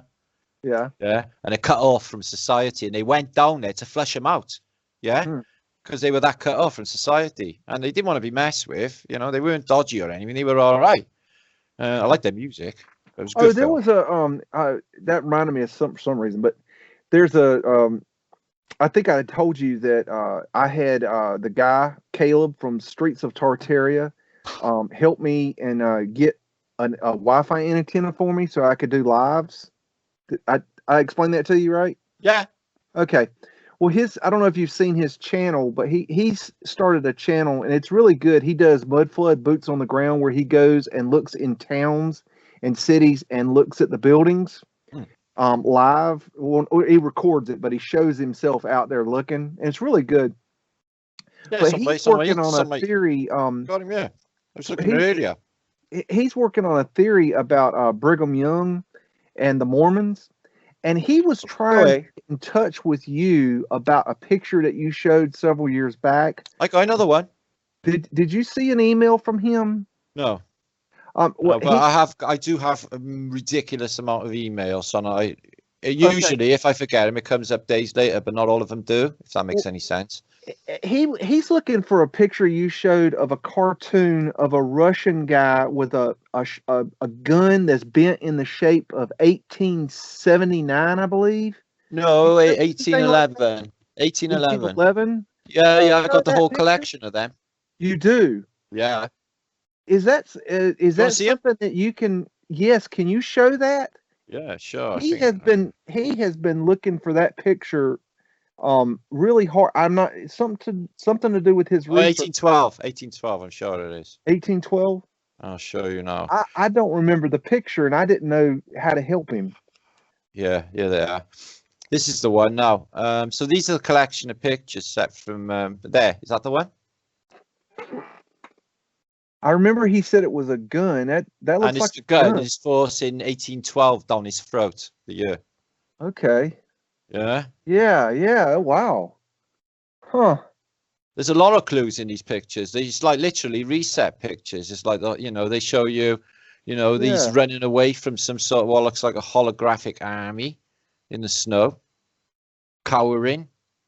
These Tartarian types there as well. Are these? Is that Russian?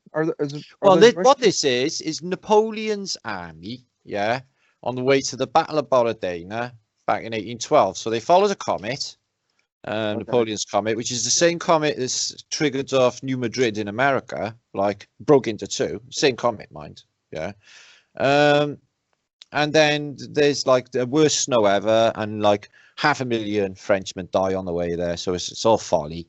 But they had all of these things happening, like, big shadowy armies they witnessed over the camp and stuff when they're all like starving. And so there was a lot of like weird sort of technical stuff going on, if you ask me. I think it was holographics.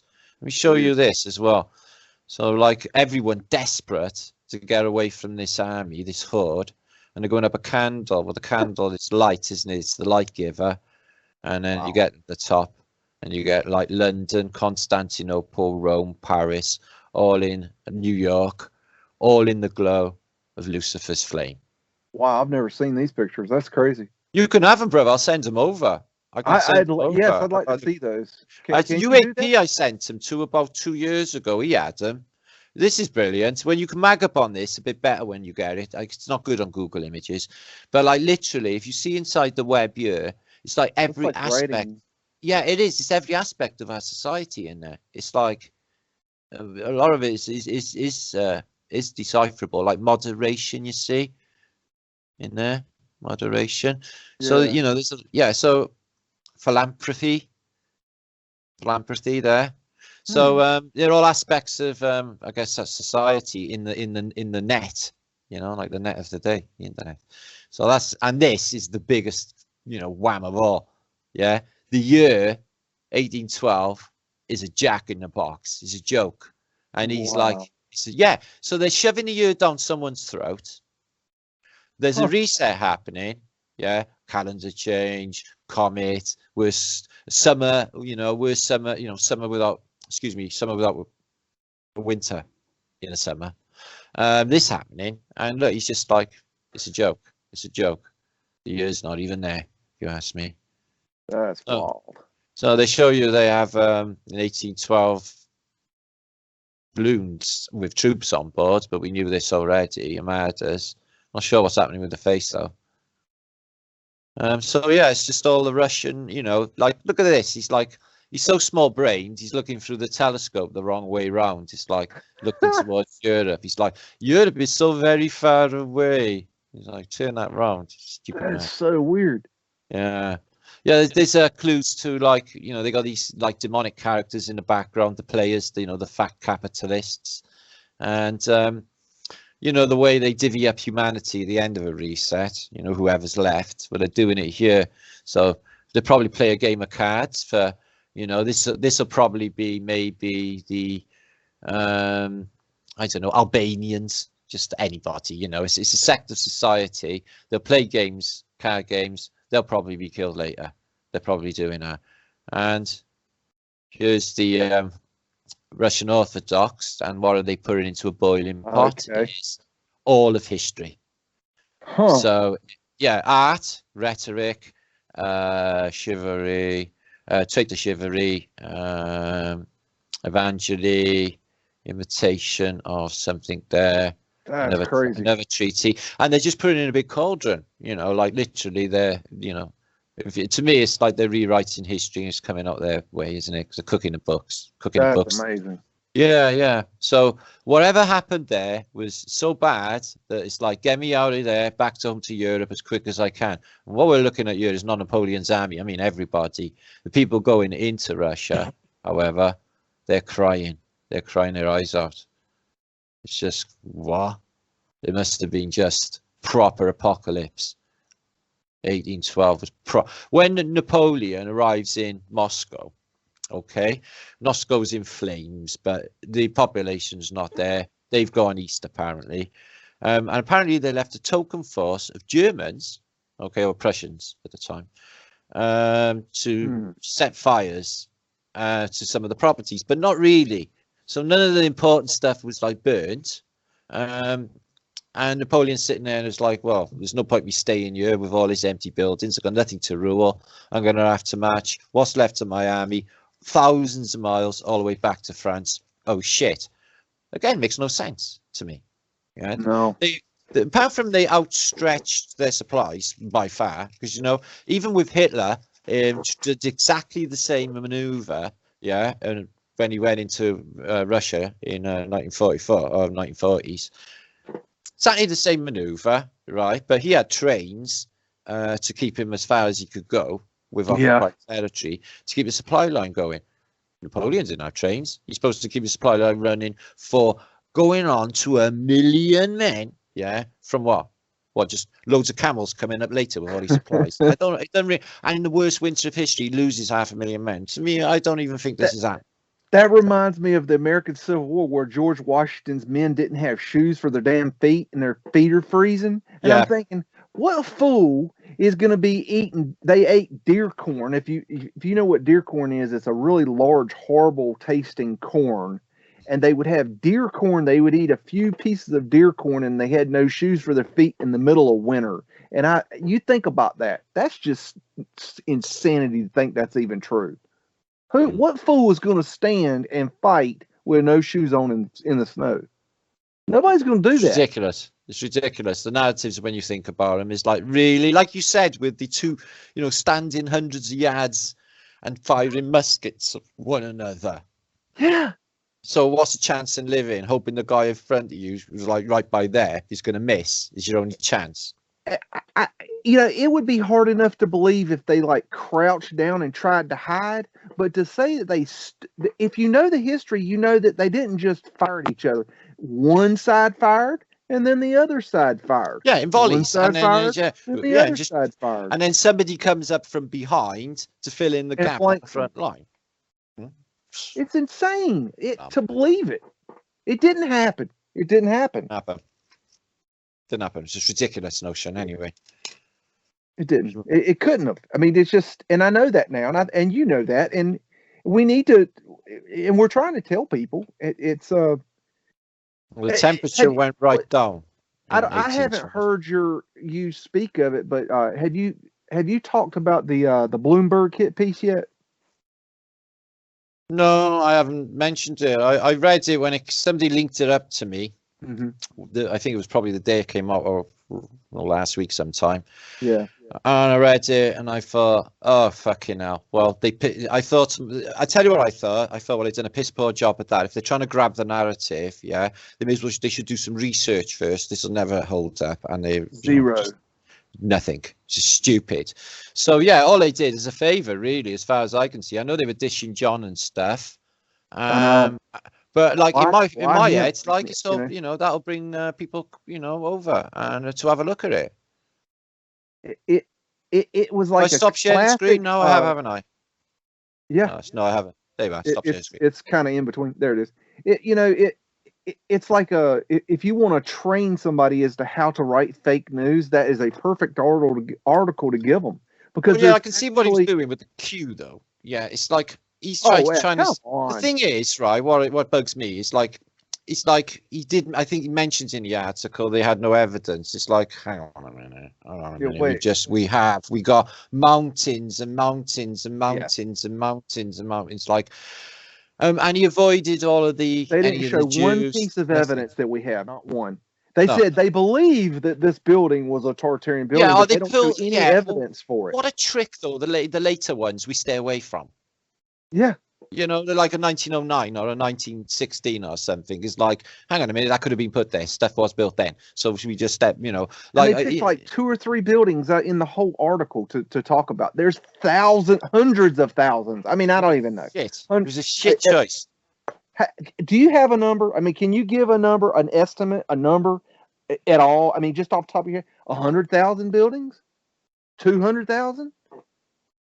I get every single day somebody sends me a city on Earth with mud flooders. So I reckon I've seen more mud flood evidence than probably any other person on Earth. I believe it. I mean, today, on my feed, man. I think it might have been your mate on my. He might be on my Instagram, Streets of Tartaria. I think he is. Streets of Tartaria. And he went. It looked like a Bronxy type place, but I tell you what, he went past. It was not just the low levels; it was 2 stories below below the street. Utah. Streets of Tartaria does in Utah. He's going there to look. I think it is. Cool name though. I said, didn't I? Cool name for an album. It would be, wouldn't it? In the streets of Tartaria. Ooh. No, I gotta have to check him out. I will definitely check him out. Is that it? Oh no, Tartarian Tour. Is that the dude there? No. No. There's so many Tartarians on here now on Instagram. It's incredible. I add some daily. Yeah, it's just like it used to be with a flat Earth. I don't know if he's on Instagram or not. I can't. Now I have. I don't know if you know this, but I have what I call the Mudflood Club, and I have it on MeWe. Don't know what that is. It's never formatted, is there?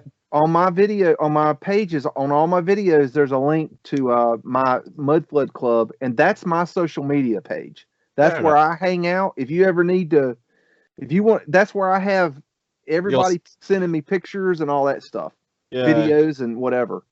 And I link up anytime you put out a video, I put a link to it on there.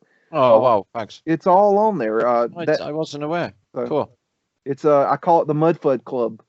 So. There's on Facebook. There's like all these Tartarian sites come up now. Like Australia Mudflood is fantastic. Have you seen that one? Yeah, I stay off Facebook. I don't support the Zuck.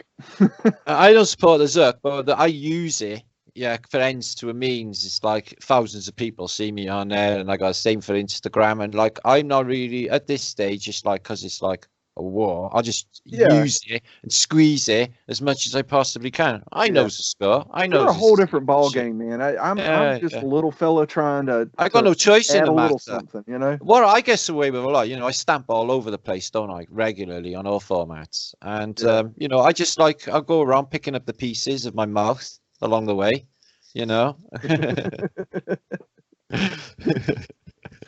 Oh man, getting it all back together again. But yeah, so I've just been getting it ready for tomorrow. A little thing. I'll probably do it on my other channel. I want to talk about my new book. See, it came out this week. Yeah. Although I'll wait for the physical copy before I actually do anything like celebratory, which will be next week or two. But you can read it. You can read the beginning. You see what it's basically if you go on a Kindle, Amazon Kindle, came out Tuesday. The Holy Grail of the Great Reset, which is no other book got that name. I think I might have killed it, you know. It will tell you all the content. It'll tell you all the content. It's everything. It's the first Mudflood book that explains Mudflood, Tartaria. As far as I know, there's been books about expositions and stuff.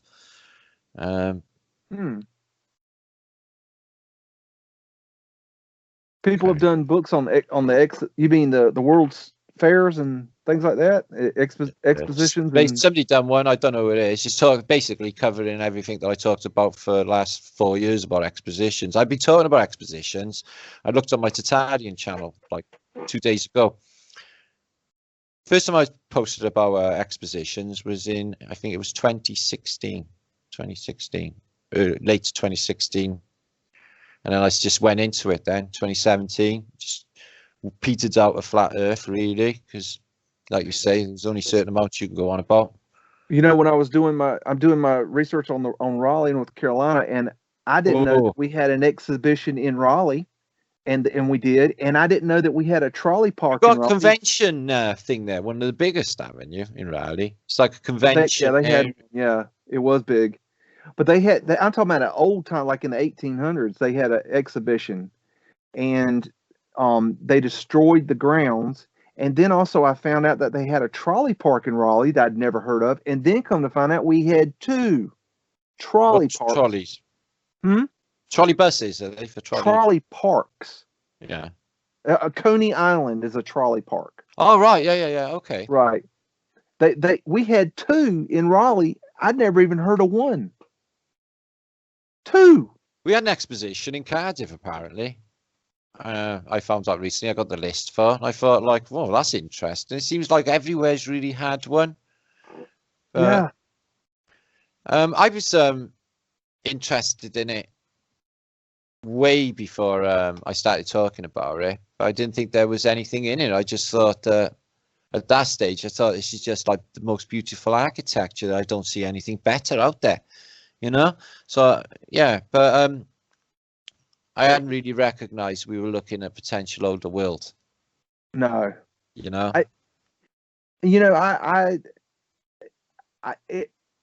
Looking around, you know, in Raleigh, I never appreciated what was there.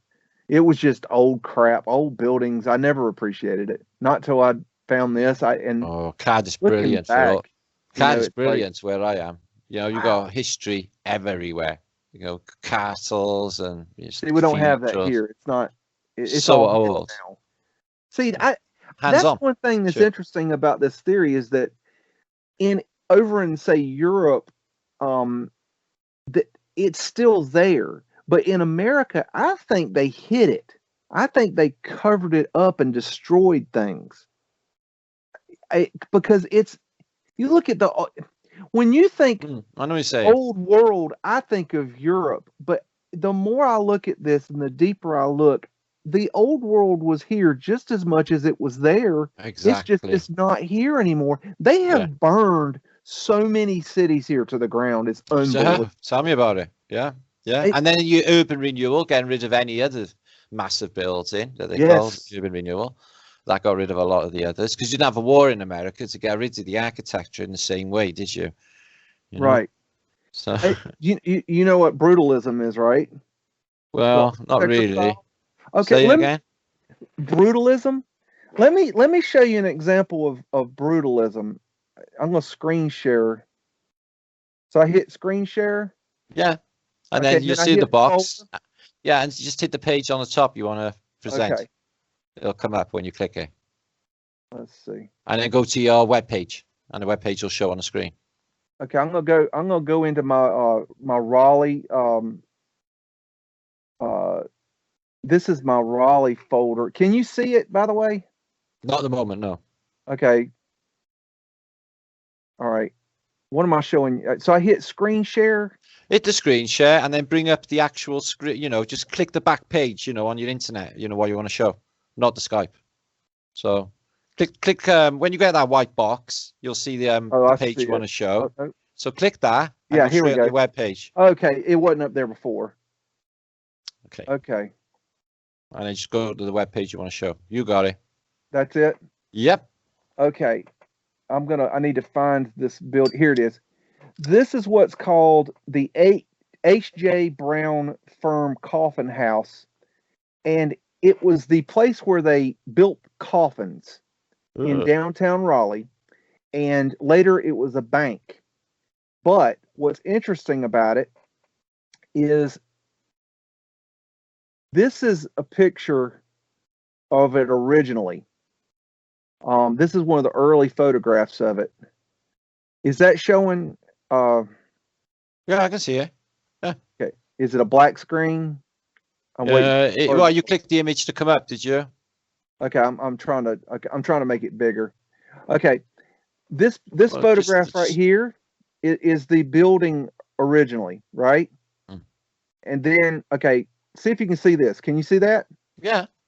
Okay, that is the building originally. Okay, that building goes below ground, at least 1 story. Okay, and that's where the vault is when they put the bank in. Now, they later, I'm going to flip through, they later brutalized it. And brutalizing is a form of architecture called brutalism. And what they did was they came in and they facaded over the building.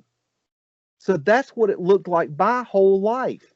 But then, recently, they came back in, let me back up, they came back in and they took off all the brutalism, and now it's a bar. Yeah, I can see that. And that's what it looks like today. Right, no, brutalism is a thought I never heard of. No, that's really cool to learn. Thanks. So this is a Tartarian. Oh, and there's my asterisks. See it right there? No, he hasn't changed the page. Are you seeing that? No, I'm still seeing the bank.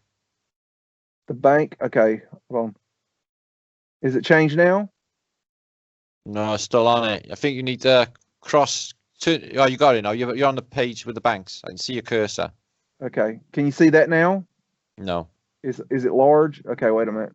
Just close that page. Bring it open, I think again. I think I got to switch. Oh, I got to switch screens. Yeah. Okay. I got it. I'm learning. You got it, baby. Yeah.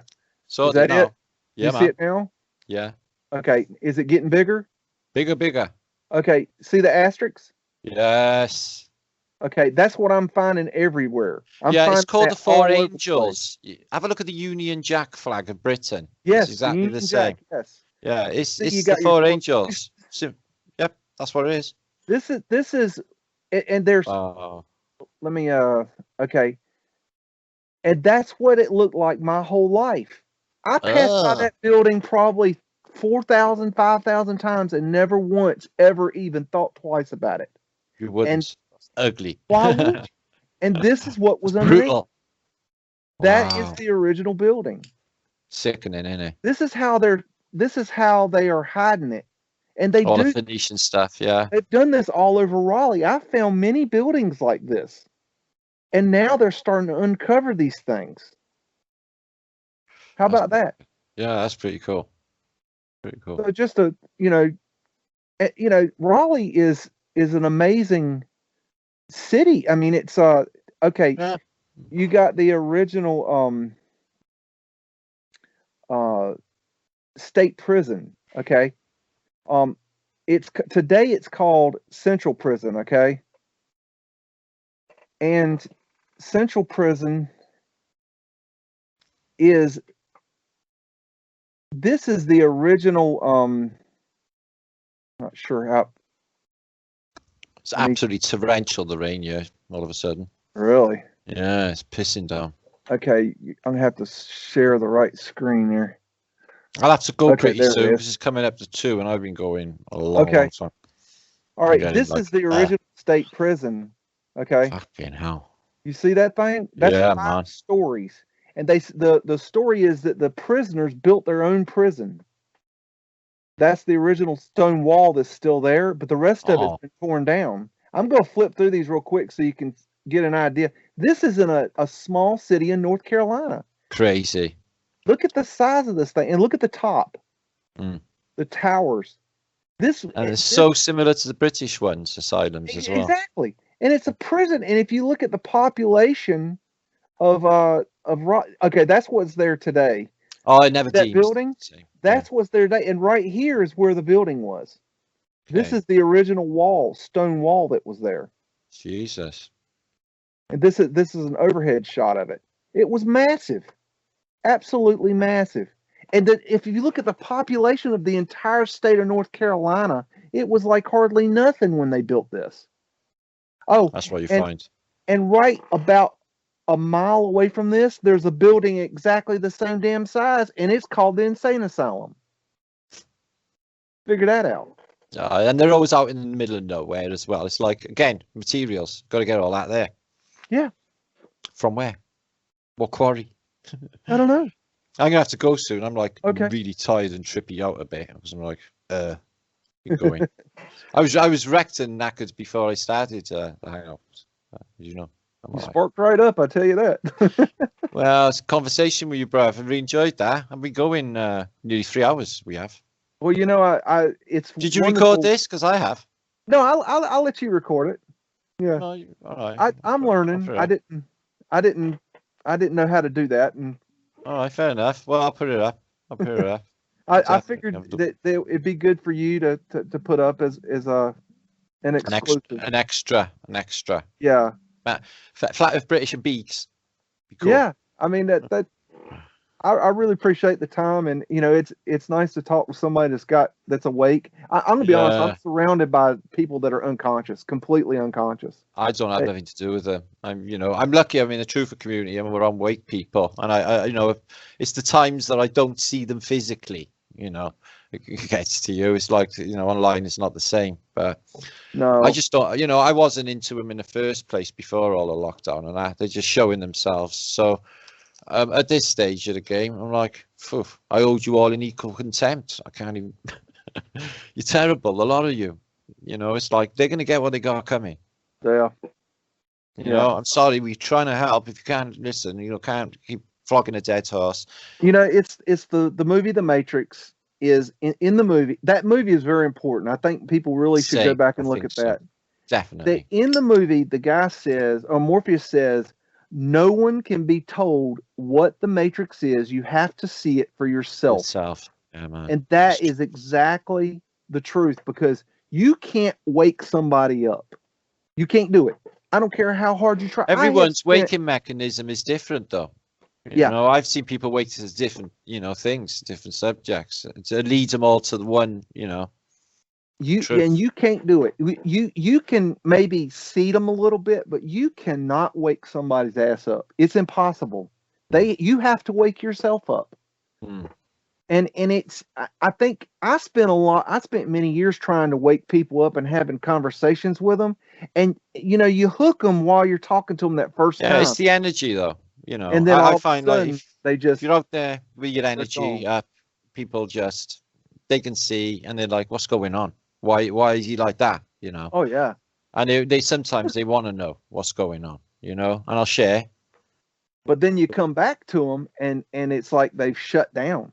But I will not volunteer it. I won't. I used to hassle people, like, and tell them about flat Earth, and I thought, why am I doing that? They're not interested. So I'm like, I won't volunteer the information. But if I see that they're a little bit awake, like a taxi driver or something, I will start talking. But only like a little bit. We can't say what we know. I got to do little watered down versions for them, haven't I? Keep it light, because if we told them what we know, they blow their mind. It'd blow the circuitry in their head. Yeah, they'd just pull a taxi over and that would be the end for a while. Then it would just be. Don't worry about the fare. I told one taxi driver though. I said, the Earth is flat, and he's a Muslim guy. Yeah, it's like, yeah, and he pulled over, right, and he puts his thing down, and he brings out like a golden Quran. Yeah. Oh. It was really old, beautiful book. Yeah. And he just starts reading off to me passages in there, and he says, "Flat Earth," and he goes through another few pages, and he was like, it's rolled out like a carpet, on, and he's reading this out to me, and about the dome, like over us, and I'm like, we were both buzzing our asses off as well. It was hugging. By the time we went, I was like, brothers hugging and everything. But he started reading like all of the he's like, Yeah, because to him, like anything outside that book is not real, you know. So if it said it in there, so I was great with him. It was like, yeah, flat thumbs, bro. I got to bounce. I need a drink, Okay. man. My mouth's All right, just man. like, I can't I even. hear you. So. I hear you. It's been All right, wonderful. John. I'm here anyway. I got you on Skype, and we'll catch up soon, right, brother? That sounds wonderful. Thanks, right, Martin, for all the time. I enjoyed that. Thanks, my brother. Flat thumbs. Love much. All right, see you in the next. Okay, Yeah. bye. All right, ciao, bro.